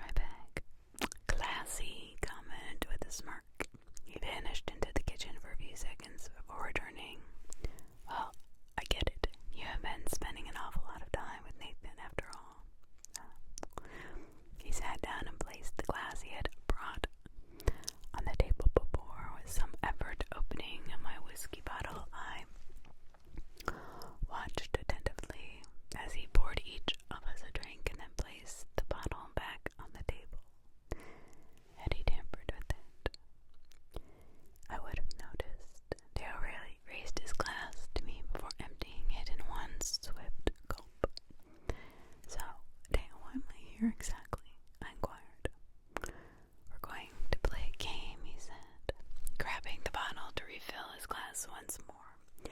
We're gonna play 20 questions, but I've changed the rules a little bit. You may ask me anything, absolutely anything. My eyes widened, like yes or no questions, or will I be getting actual answers? That depends on the question. Also, there's another option. Can't tell. You ask me something, and I either respond with yes, no, a more detailed answer, or by shaking my head. That would mean that I'm unable to give you an answer at all, so it means neither yes nor no, nor anything in between. Oh, by the way, the same rules apply for me. I can also ask you stuff. That clear? I nodded, still speechless. Sweet. Should we do a test round or jump right into the serious business? That'd be your chance to ask some silly test round, I quickly replied. Okay, Bear, you start. Alright, my voice trailed off as I tried to think of a good first question. This was amazing, but I had a feeling I shouldn't start with anything too heavy. Anything funny would do. 6 inches, Dale suddenly said, before taking a sip of his whiskey. Took me a while to catch on. Dude, I wasn't gonna ask that, and you know it. I know. I guessed. How much did you drink already? Good question, my manager muttered. Now, to be honest, I don't know, but there's an empty wine bottle in the trash. So, that you should tell you quite a lot. My turn. He thought for a few seconds and said, Do you like Nathan? Yes, I replied, nodding. Yeah, right, who doesn't? Okay, should we get started for real then? I nodded once again and Dale motioned for me to begin. You have, in the past or at any given point in time, tried to poison me or succeed in an attempt to do so. Dale smiled softly. No, he answered. I was a bit taken aback, but also relieved. I guess I really can't hold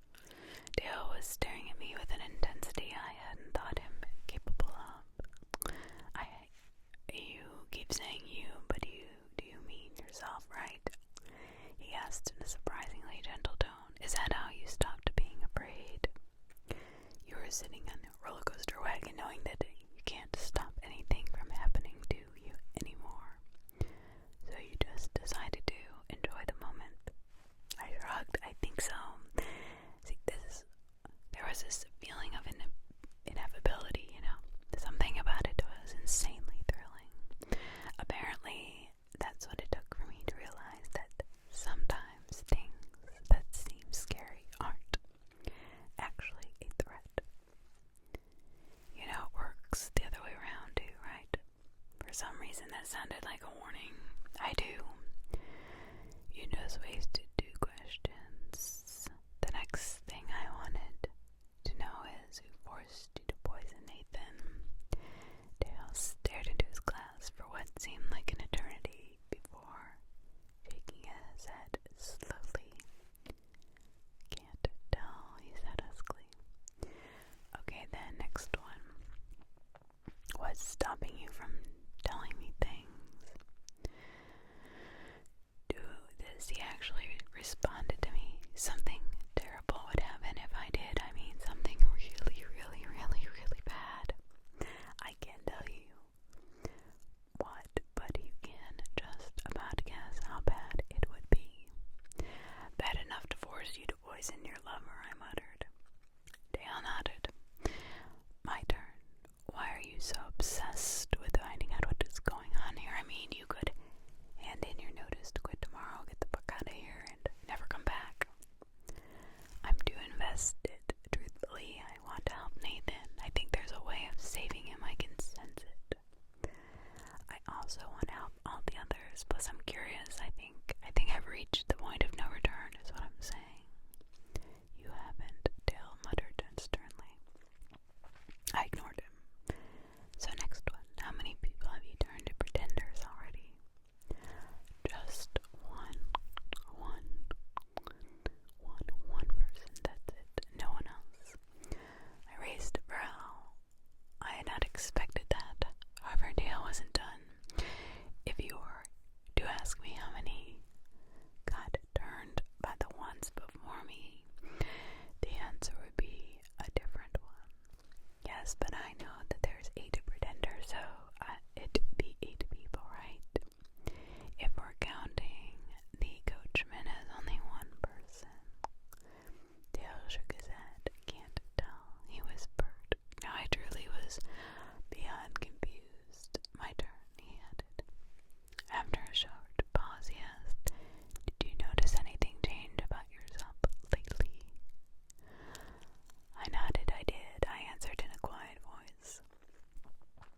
Dale let go of a soft sigh, and for a split second he looked like he was going to say something.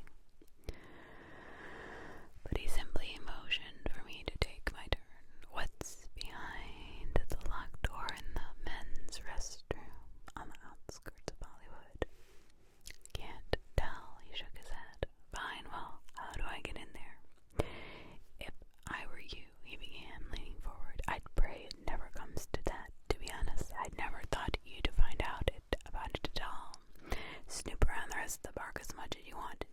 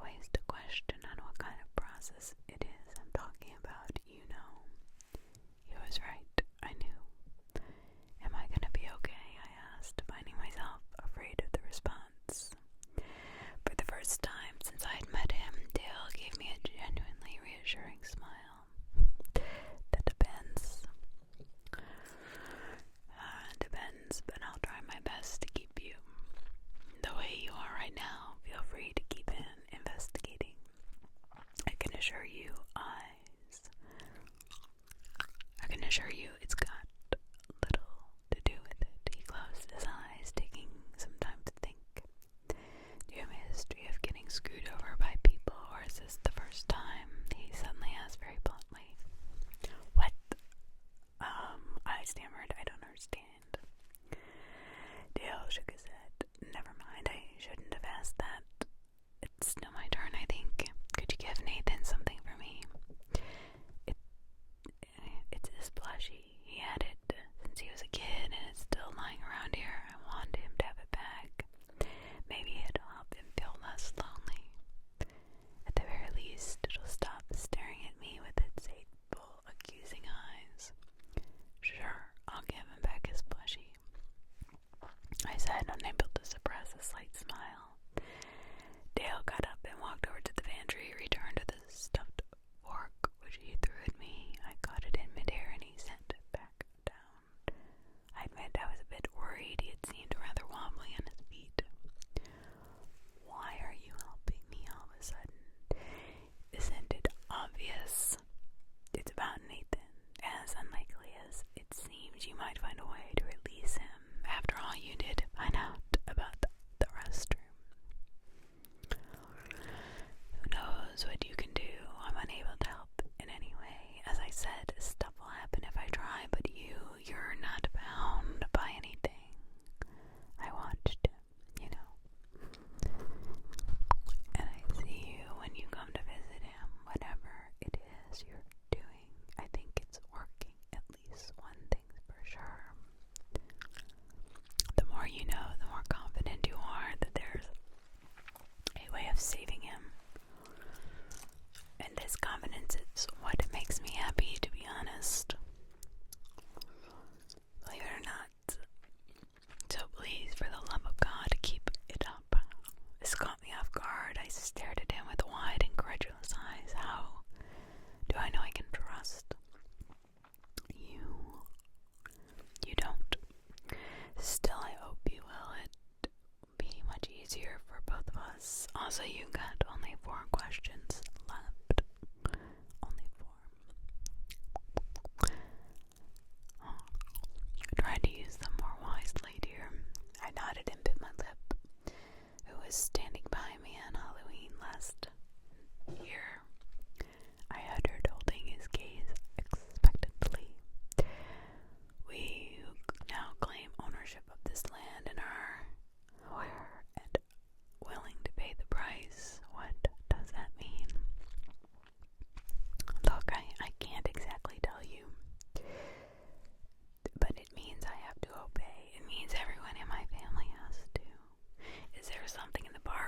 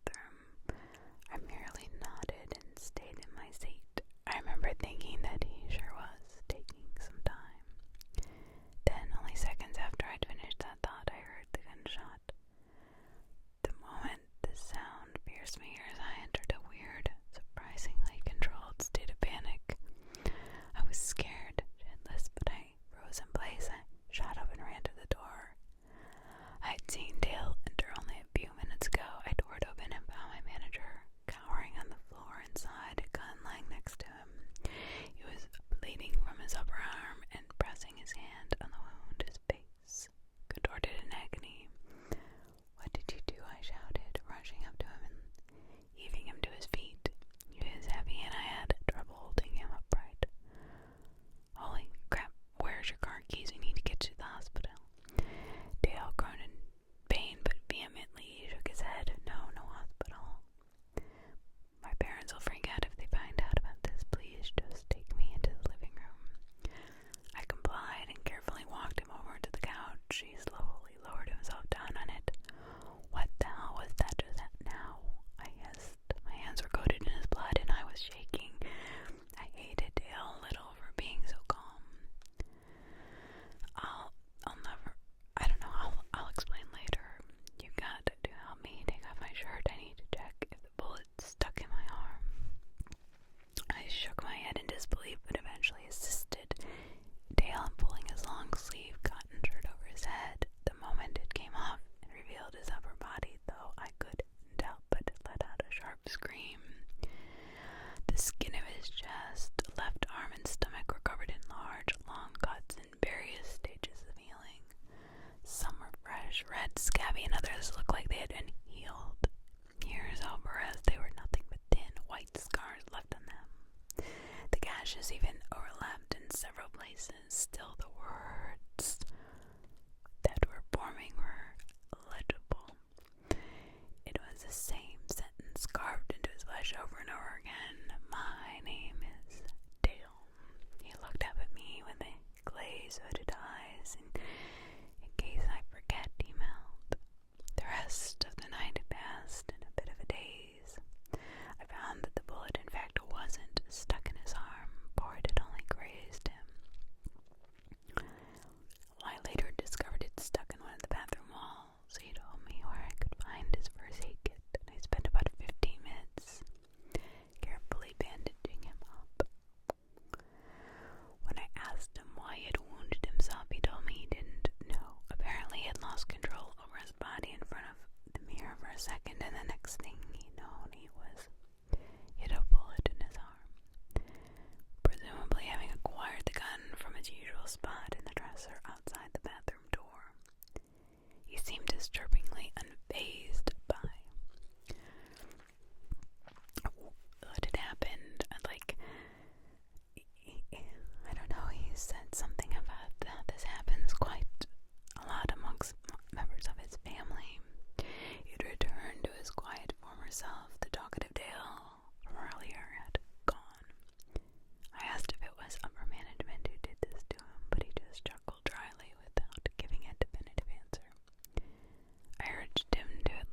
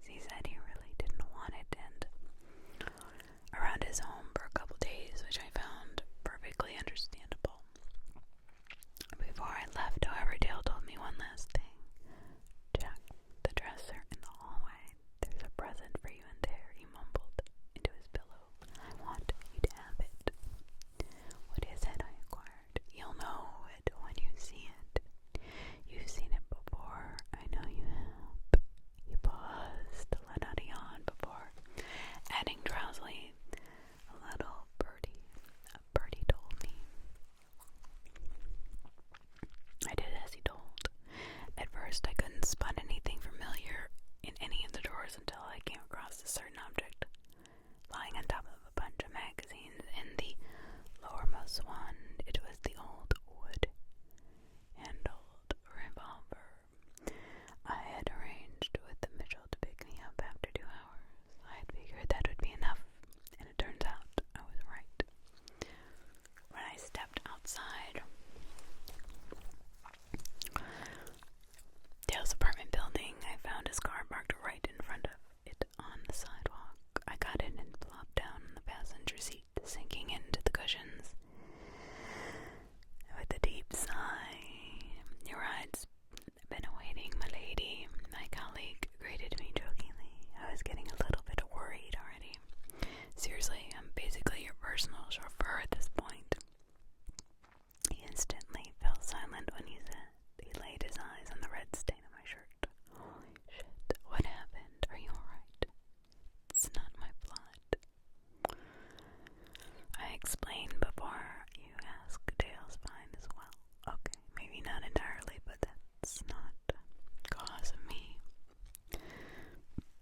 Honestly, I was too tired. To explain everything that had happened in detail. But I gave him a vague rundown of it. So, and I assured him I was alright and everything. I showed him the gift, Dale's gift to Nathan's stuffed animal. Perhaps it was because I was too exhausted, or maybe I simply wasn't in the mood to hear his opinion. In hindsight, I would have loved to ask Dale so many other questions. It feels just like taking a test. The best things always come to mind when it's already over. Maybe I'll get another chance to ask him these things on a different occasion. Coming to mind when it's already over. Coming to mind when it's already over. Then again, who knows if I'll ever answer. Either way, I returned home with a borrowed gun, a stork plushie, and the mysterious ornate revolver. I think I've never gotten this much out of any of my interactions with my manager before. Part 16. Connections. The revolver was a standard 6-slot cylinder. When I checked it, I found that there were 5 rounds in it. This was unsurprising, seeing as back in the day, cowboys wouldn't load them fully, from what I know due to my experienced research.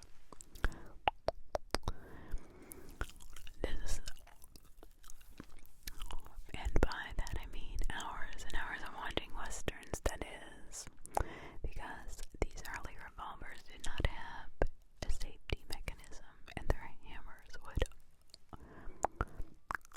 always be resting on the striking pin right on the cartridge. This means that a small bump on the hammer would be sufficient to trigger an accidental shot. I looked down and discovered the letters C and M carved into the shiny, polished wood. I figured they must be his former owner's initials.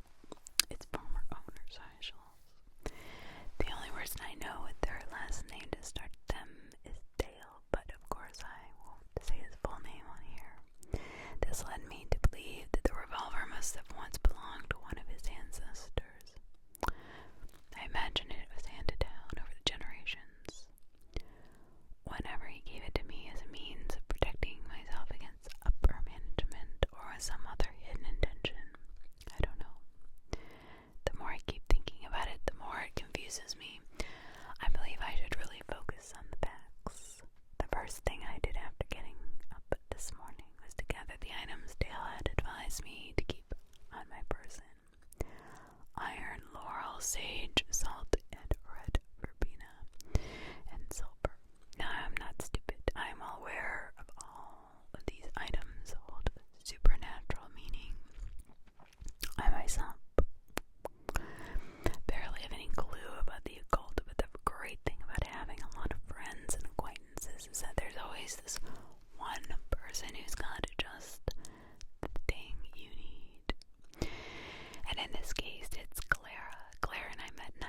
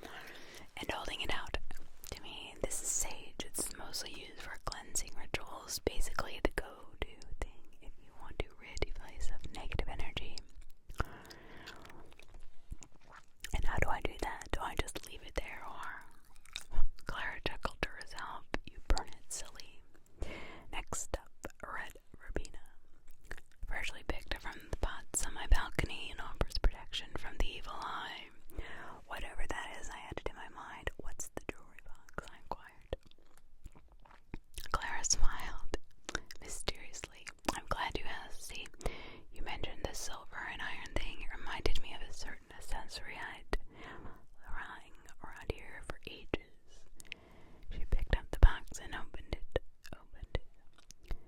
To produce a shiny, ornate necklace with a heart-shaped locket attached to it.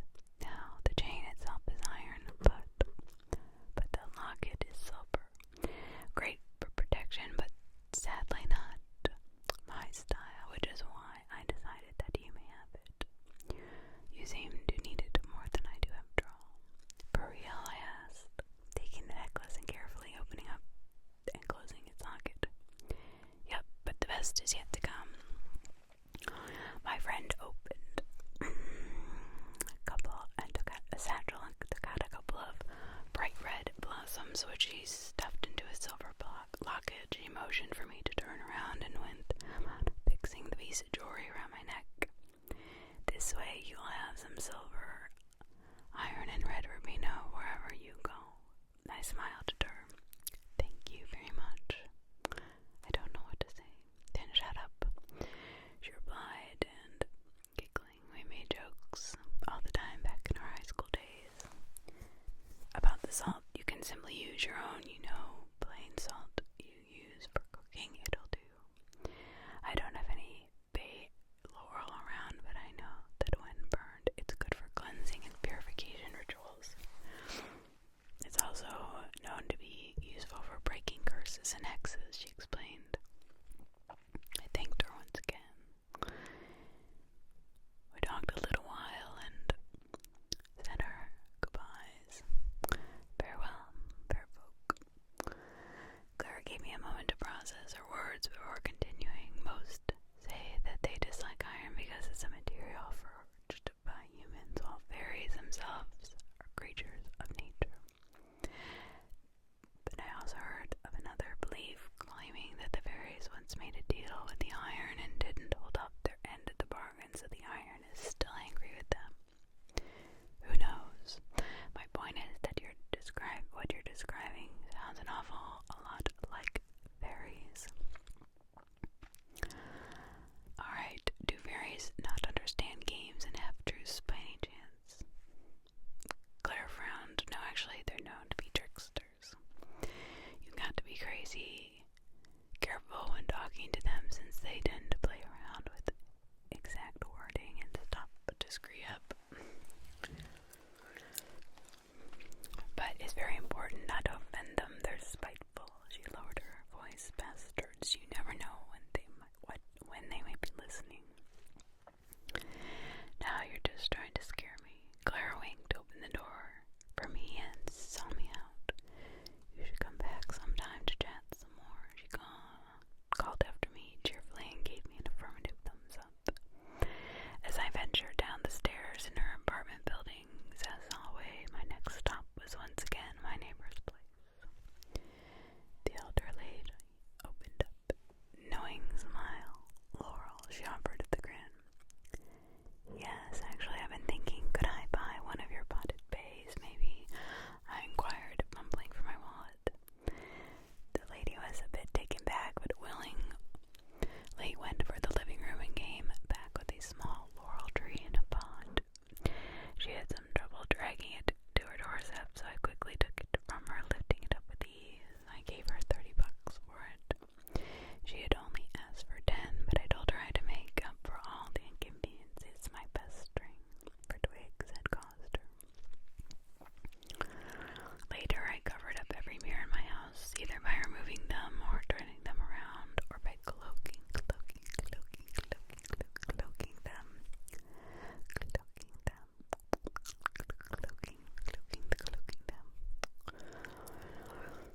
But after the incident, Dale yesterday, who says that upper management isn't able to influence me at any given time and place, I went to work today wearing the verbena and locket with my backpack filled with iron nails, bay laurel, and cooking salt I had refilled into a small drawer. There was one more thing I did, though, before getting on my way. I called Anne. She greeted me. How are you doing? Still violent. I grinned. No, I'm fine.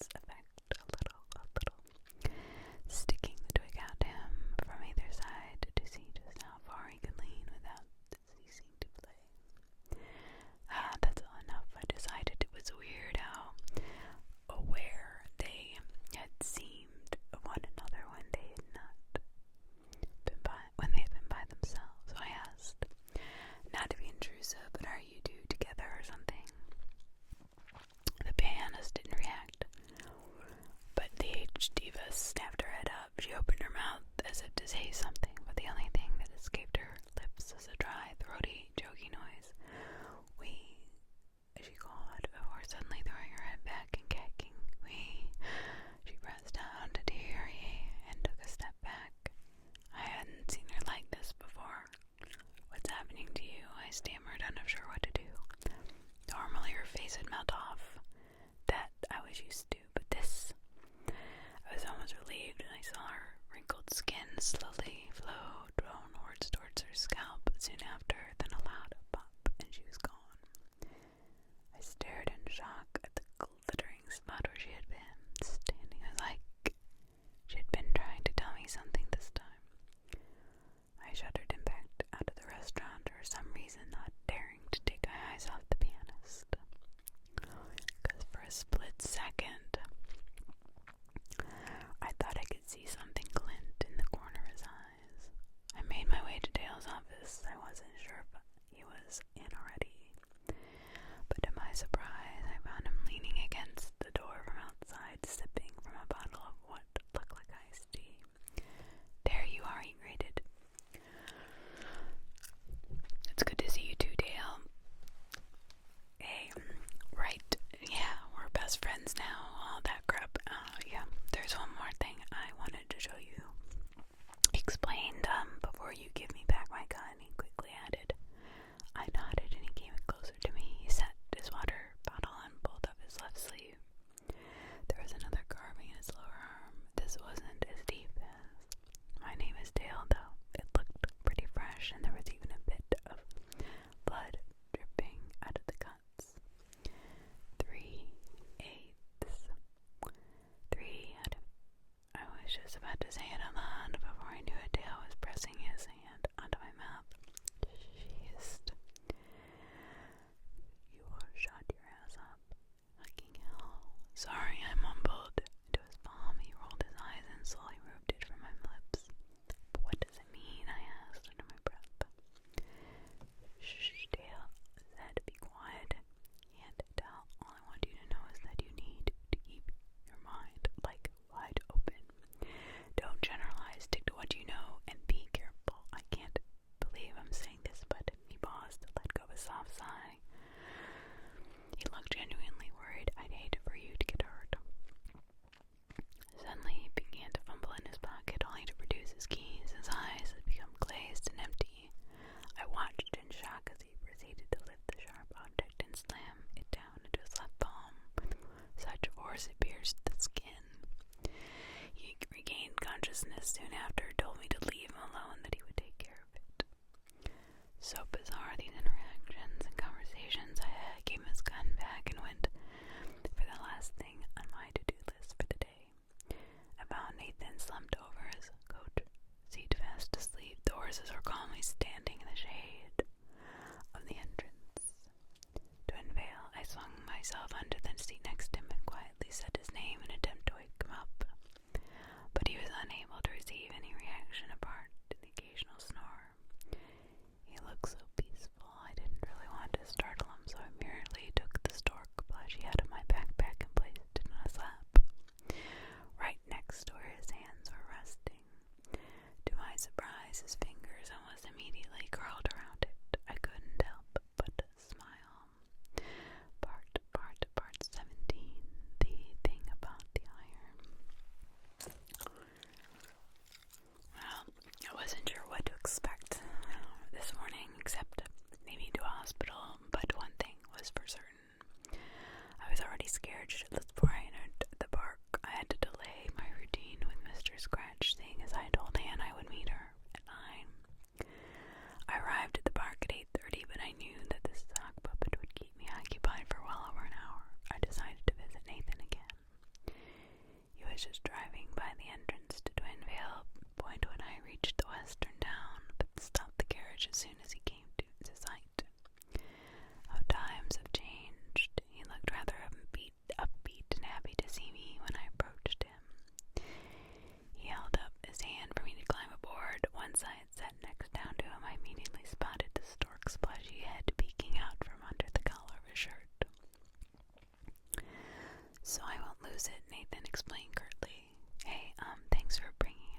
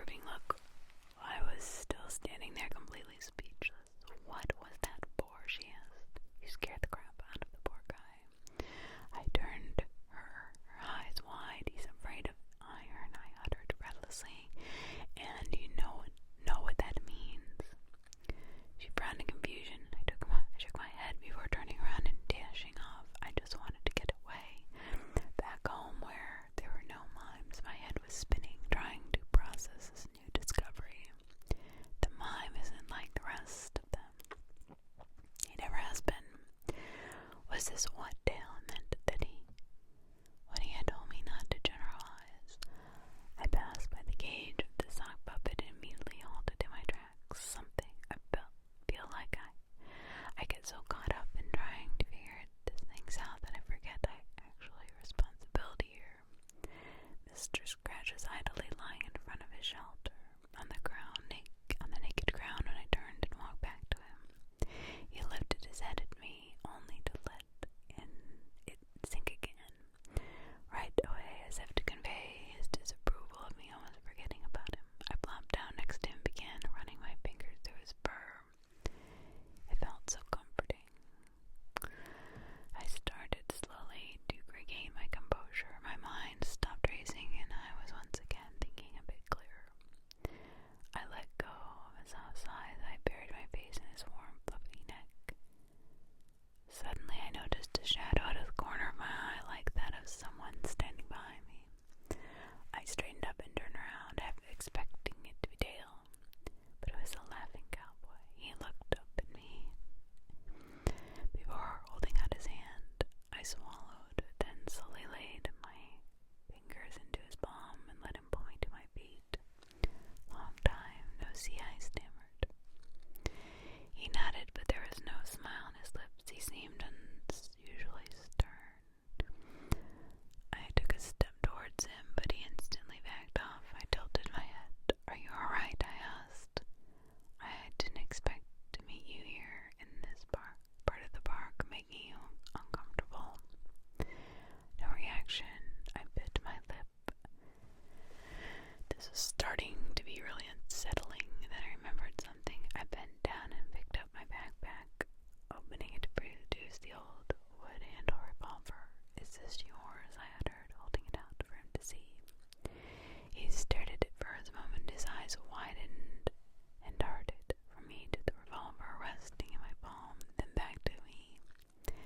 Apprehensive or afraid, I took a deep breath, and in a shaky voice, "Did someone hurt you with this?" He opened his mouth, and I could see his black tongue nervously licking over his teeth. His gaze now fixed onto the weapon. He stood as still as a statue for around 5 seconds, and he suddenly spun around and took off. Wait, I called after him. "I wasn't going to hurt you." I quickly shoved the gun back into my backpack before sprinting after him. I felt genuinely terrible. I had not meant to upset him in any way. I was left standing alone in the middle of the street, my hand pressed against my side, trying to suppress the stinging of the cramp. I swear this job is driving me crazy. I called Mitchell to let him know that I had upset his not actor. He told me it was probably not a big deal. Afterwards, I went around the rest of my duties with Mr. Scratch and then returned home sometime in the afternoon. I'm wondering if mime is a fairy. It sure wouldn't fit, in my opinion, with the fear of iron and his irritability and all. I mean, there has been a reason for him acting so vastly different from all the others. Then again, I imagined the fair folk to be less animalistic, if that makes sense. I'm starting to believe that the response to iron truly is what differentiates the pretenders from the others, even though I'm not sure how to interpret this aspect. A little later in the evening, I got a text from my manager. It read, "Hi, nothing else, just hi. I don't think I'll ever get used to his casual tone we have newly adopted." "Hi back," I responded. "What's up?" "Not much. I wanted you to know if you figured out that pretenders aren't actually a monolith already." "Is this about the mime? I don't think I understand yet," I texted back.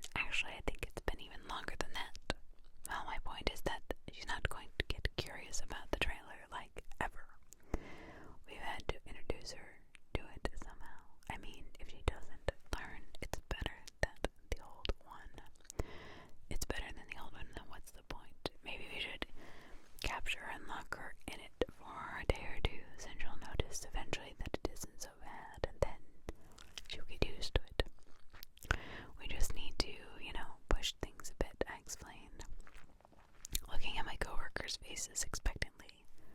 Sounds good, Dale said. You think we can do it? My manager chuckled and shook his head. Hell no, but it's gonna be fun watching y'all. 3 get chased by Madam Squidbeak, so go ahead. Actually, I think Leah's right. It'll be hard catching her, but we've done it before. We'll manage, Maxine said, sounding affirmative. Dale shrugged. Hey, this was your brain-dead idea. I'll stay out of it. You know, ladies can do whatever think works best for you. But, just try not to make too big a mess, okay?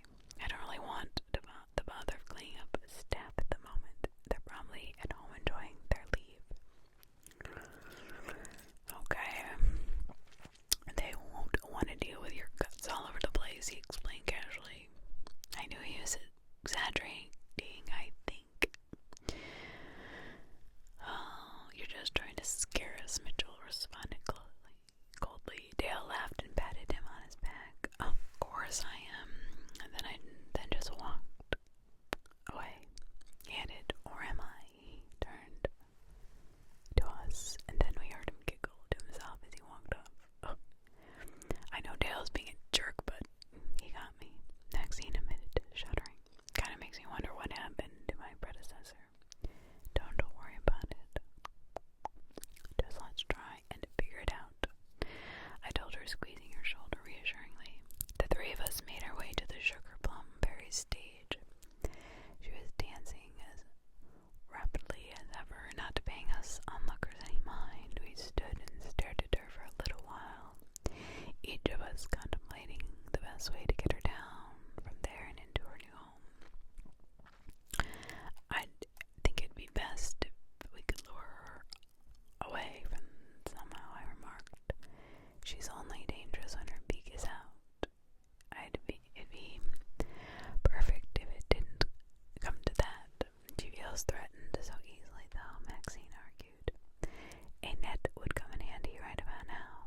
Maxine and I looked at Mitch. What? I'm just saying if we could catch her like a fish or something. His voice trailed off when Maxine rolled her eyes and shook my head at him. Suddenly I remembered something. My hand wandered up the locket dangling from the iron chain around my neck. I carefully took it off. I began slowly approaching the Sugar Plum Berry. I felt my coworkers' confused stares on me, but swallowed my apprehension and with some effort heaved myself up onto the stage. I was standing right next to the nut actor now. She still wasn't paying me any mind. Fingers cramped around the necklace. I lifted my arm and held it out in front of me. Her reaction was instantaneous. She spun around and stared at me with her dark, large human eyes. She was still standing on her tiptoes, frozen in place and staring at the locket, seemingly in disbelief. I took a step towards her. The locket swung forward and missed her face by mere inches. The Sugar Plum Berry stumbled backwards, a motion so atypical, ungraceful, and inept that I almost felt a bit sorry for startling her. Then slowly the skin of her face began to tear. A large, disgusting red rip formed right in the middle, parting her mouth and nose from her eyes and forehead. She wasn't even using her hands to take it off this time. The 2 pieces of skin simply peeled off. They're on their own, and then with her lips and eyes. The gross, fleshy mass hit the floor with a splat, and I watched as the squid beak began to form on her newly exposed face. She slowly opened it and let out a low, throaty hiss. I took another step forward, holding out my locket in front of me like a shield. But when she hissed again, I continued to back off. Step by step, I drove her closer to the edge of the stage until she finally forced to jump off.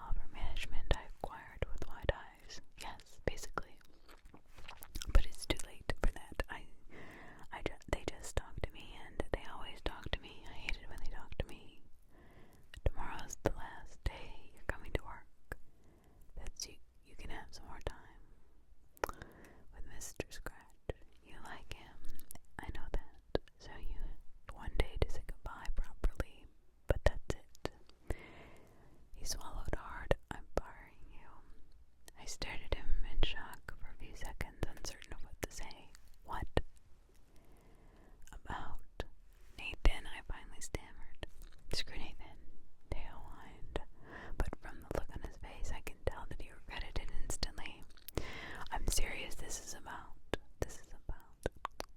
you. I thought you could help, but you can't. Please don't try anything else. I don't want to have your blood on my hands. I could feel tears begin to form in his eyes. Dale, I whispered, but my throat felt too dry to say anything else. My manager looked at me, his gaze genuinely deeply concerned and pleading. Then he leaned in closer, wrapped his arms around my shoulders, and pulled me into a hug. I stood there sobbing into a shirt. Thank you, he breathed. You were trying to help, and I appreciated it. It just didn't work. Is this my fault? I whimpered. This is so incredibly sudden. I felt like a total crybaby again, but I simply couldn't keep it in. Where did I mess up?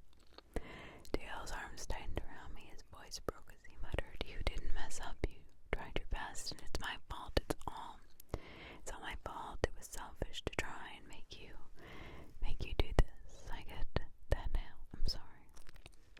I didn't know what else to say. I couldn't believe it. We stood there for another minute or two. Dale let go of me. I've never seen him get so emotional before. I remember I cried all the way home. I could barely see the road through the tears. Wouldn't surprise me if I ran over a stop sign or something. Either way, I'm at home now and I have calmed down. At least I stopped crying. I think the realization has just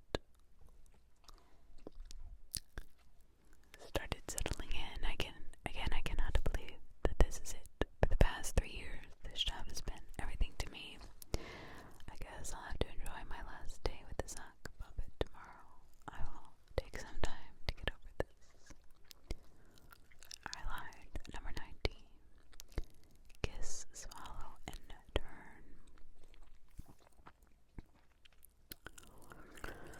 As of me writing this, I'm riding shotgun in my manager's pickup truck. Dale hasn't said a word in 2 hours. He's just staring at the road ahead of us, clutching the steering wheel so hard his knuckles turned white. He muttered incoherently, stuff I can't understand, but I keep hearing the words amidst his rambling, so I assume the rest is PG-13 as well. I don't feel like cursing. I don't feel like much of anything at all. I recognize this same sense of emptiness and numbness that Nathan had decided and described to me. Thankfully, I've stopped convulsing about an hour ago. It was hard, throwing up without leaving the truck, and at the time, trying not to stain the seats. I ended up having to stick my head out the window because Dale couldn't stop driving every time. To be honest, I didn't even know he owned a truck. I mean, what does a guy like Dale even need a Colossus like this for? I guess it really isn't that important. I should have probably explained how we got here and why I'm on where I am. When I woke up this morning, I really tried to hide the way I was feeling. Standing in front of my bathroom mirror, I took care of the brown bird nest that was my hair. After I had tossed and turned all night, my eyes were bloodshot, my cheeks swollen with tears, and I've been crying myself to sleep. I fixed myself a bowl of cereal for breakfast, sat down on the couch, still in nothing but a top and underwear. I watched TV for a while. There was a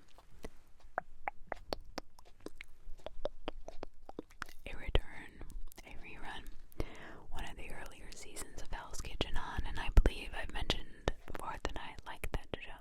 But this morning, not even a bunch of chefs being yelled at could cheer me up. And here I was thinking that always would do the trick. Around 9, I couldn't take it anymore. I got dressed and set out for the park. This time, the only protective item I took with me was my locket. The theme park is a beautiful sight when the sunlight hasn't quite reached its every last corner yet.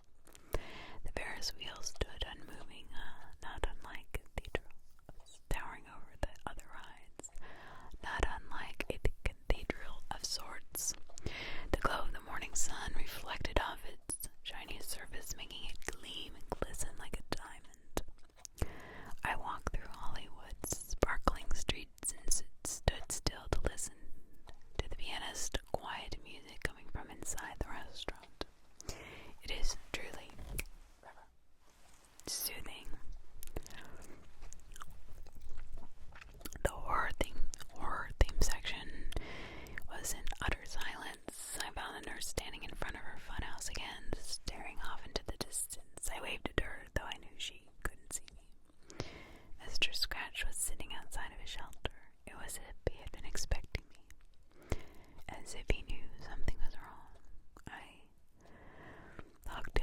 squeezed my fingers underneath his metal collar to scratch his neck. I patted him on the head between two horns. I stroked his back fur.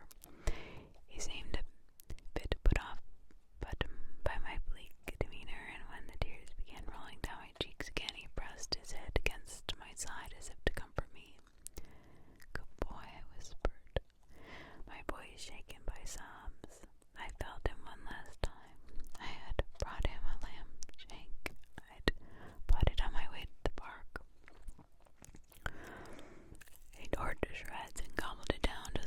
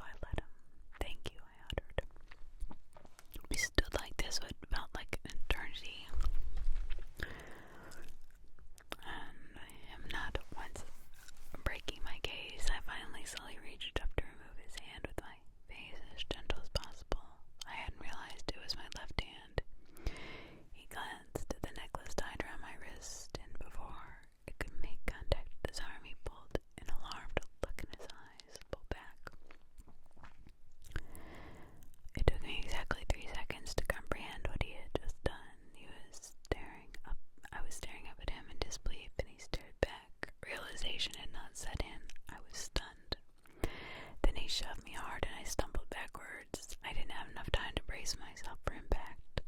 The back of my head collided painfully with the wall, and I let out a cry of shock. He laughed at me with an inhuman speed. One of his hands seized my lower left arm, and the other one quickly grabbed my throat. His fingers cramped around my neck as he pressed me against the wall. I gasped for air, my mouth being wide.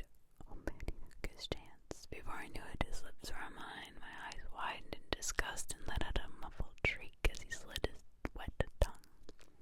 My vision blurred, but I could hear him retch. It was only when I felt his thick black saliva trickling onto my tongue that I realized what he was doing.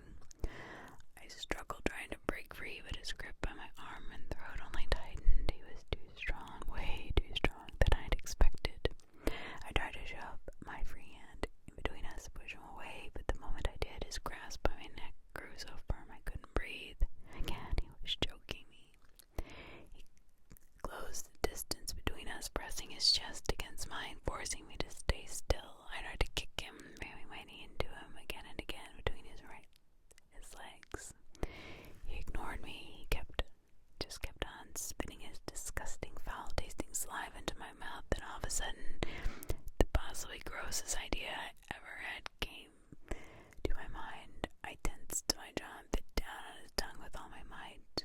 He let out a muffled howl of agony and instantly stepped back, but before I could spit out the black liquid that had gathered in the back of my mouth, he already placed his hands over it, his palm, forbidding me from parting my lips.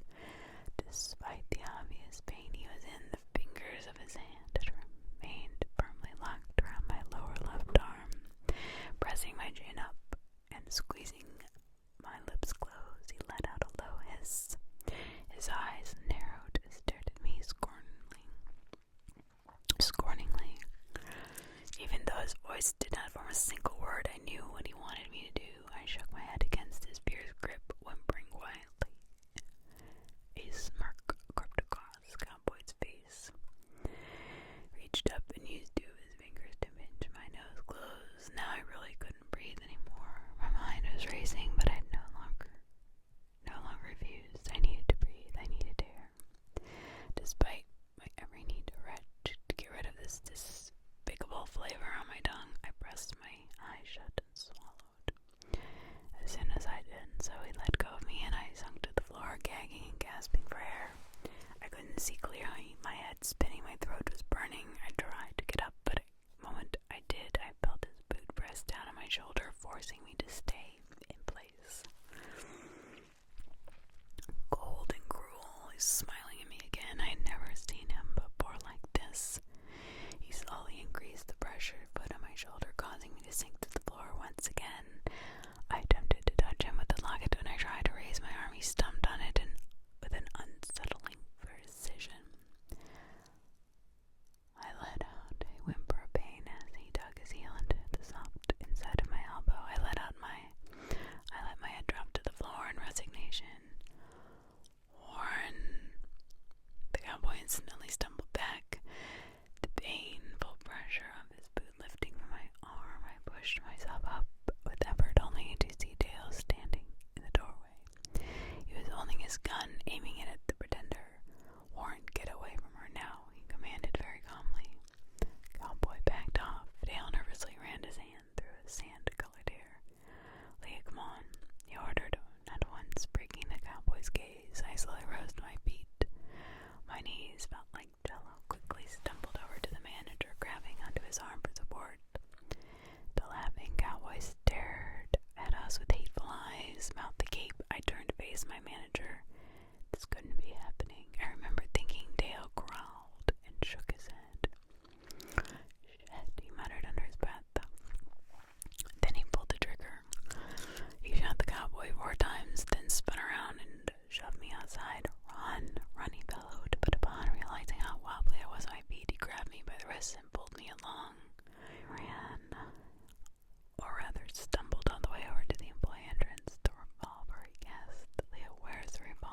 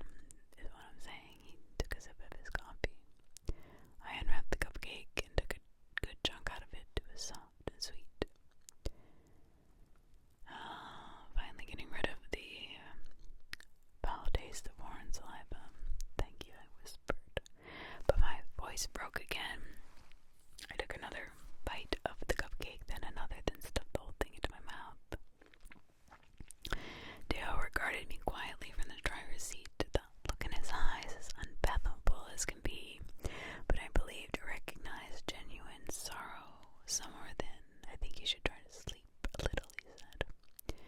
I can't rest like this, Dale. Please tell me what's going to happen to me, or where you're taking me, or anything at all. The blonde man let out a long, soft sigh as he leaned back into his seat. Oh, God, maybe I should start at the beginning. Yes, the beginning would be great. The very beginning, how the park came into the first place. How would you like that? He was talking to me like a father would be to his frightened child. Well then, let's think of this as a bedtime story. What a bedtime story, right? Let's say my mother and father were always very eager to prepare me for the kind of life I would be leading. Me and my siblings, of course. And they would come to our beds every night, and just before letting us go to sleep, they would tell us this story, the same one over and over, and burned into our minds. Made us wary of what was to come, and what was to come when we became grown-ups. Sometime during the late 1800s, my family's ancestors decided to settle down at a patch of land they hailed from. Well, basically everywhere. Some of them came from Texas, others further north. They all gathered to mend their bond as distant relatives because they wanted to make money. Always about money. That might have not been the most honorable goal, but at the time none of them were wealthy, not by a stretch of the word. They figured that maybe if they would all join forces, they could build up something, a brand perhaps. I'm not sure what they were thinking. They settled down on a large, really large clearing in the middle of the forest. They began building a single large cottage for them to live in. At first, everything was fine. Things were looking up. However, soon came up the idea to turn their land into a fairground, since there were so many townships in close proximity to the woods. They started chopping down trees, and that's when the nightmare began. The settlers had thought that the woods were not populated and that they didn't belong to anybody. On the paper, they didn't, but truth looked a little bit different. It started with Faith, a younger. At the time, a pregnant woman had been traveling with her husband, who was part of a clan, suffering a miscarriage when the first tree went down. She went into labor. It was way, way too early. She bound to her bed for 2 entire days, screaming and crying in agony. The men outside continued to hear the forest. Her child never lived to see the light of day. Of course, my ancestors didn't immediately draw the connection. How could they have? They merely continued to cut down the trees. Just 1 week after Faith's miscarriage, Lawrence, the 6-year-old son, one of the couples, vanished from his bedroom without a trace. The next child to disappear was a girl called Millie, and that's when the family began to catch on. Millie was just 5 when she disappeared, but had an older half brother in his early 30s. His name was Colt, and you should probably know that he had a cleft lip. Cowboy. Now, Colt wasn't the type to sit on his butt while his little sister would have been taken God knows where. He was one of those hailed from Texas, and he was a typical cowboy. He did care a whole lot about manners and etiquette and all that crap. He was a true gentleman, swearing he would not leave Millie hanging. He set to look for her. The family told him it was useless. After all, they had already searched the entire woods. But he didn't listen. He went for the woods, and he was out there for days. Just when he was about to give up, he found a hole. There was a hole in the ground right next to an old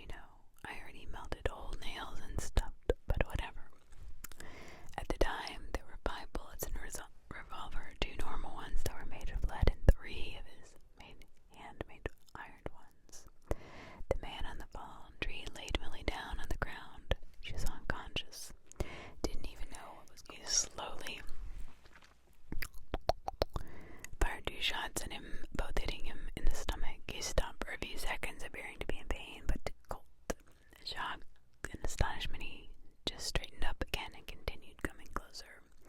The wounds where the bullets had sunken into the flesh had vanished. Colt kept firing, remained 3 shots into his revolver. The stranger was just close enough for the iron bullets to find the target. He shot him in the chest 3 times, but this time the stranger let out a cry of agony and fell to the ground. Colt grabbed his sister and ran back home while her kidnapper was still writhing in the ground. The same night, as soon as the sun had set, a group of strangest creatures emerged from the tree line. But when they came outside, only the man with the black teeth stepped forward, the one who had the little girl. Even though there were 3 bullet holes in his chest, he stood upright when he spoke, black drool dripping from his mouth, and in the sharpest of voices he offered Colt a deal. We started taking your younger ones when you began to destroy our home, he told him, but we will return them to you. We will even help you with your endeavor to reshape your land. However, we will do so under one condition, that you treat our every wish as your command. Of course, Colt was less than happy with the suggestion, especially since it was so vague it could mean anything. Still, he struck a bargain with the black-teeth man, but only after they had worked out a certain set of stakes. You may have already guessed most of them. The creatures would help the family again to gain money. They promised that they would personally see to their success, no matter what, and they would grant them certain powers. So, however, they would demand sacrifices of unspecified nature, which the humans would be bound to provide. Those were the basics, but there was one last oath Colt made them take. He had noticed that during their consultation, the creatures had kept trying to screw them over by using very vague phrases and careful wording. He figured that since it was so dangerous to talk to them, it would be better if they couldn't talk at all. He forbade them from speaking, only the ones who could stay on top, though, of course. The black-teeth one introduced himself as Warren, and the other 2 that would stay on the surface as Mulberry and Moth, nowadays known as Mulberry as the sugar plum berry and Moth as the mime. So there you go.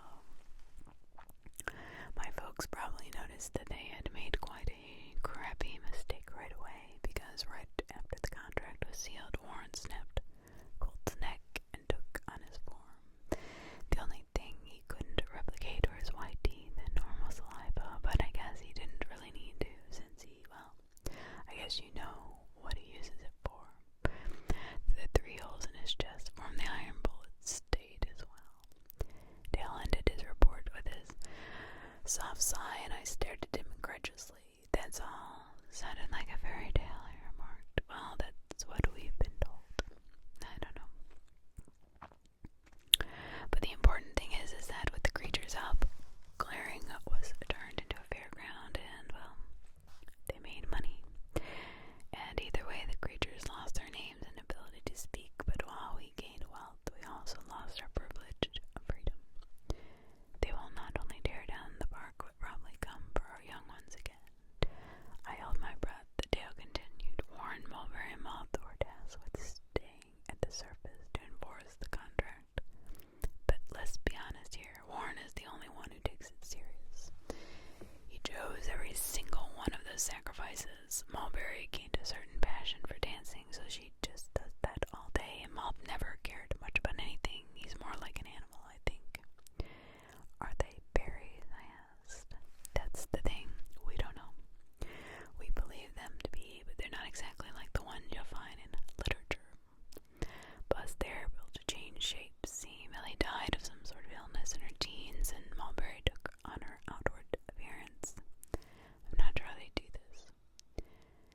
They can only change into people who are dead, but there are obvious inconsistencies that set them apart from the traditional fairy folk. My folks and I, we call them the wild ones. The wild ones, yeah. That includes those who live underground. My head was spinning. I still had quite a lot of questions, but before I could say anything, Dale went on.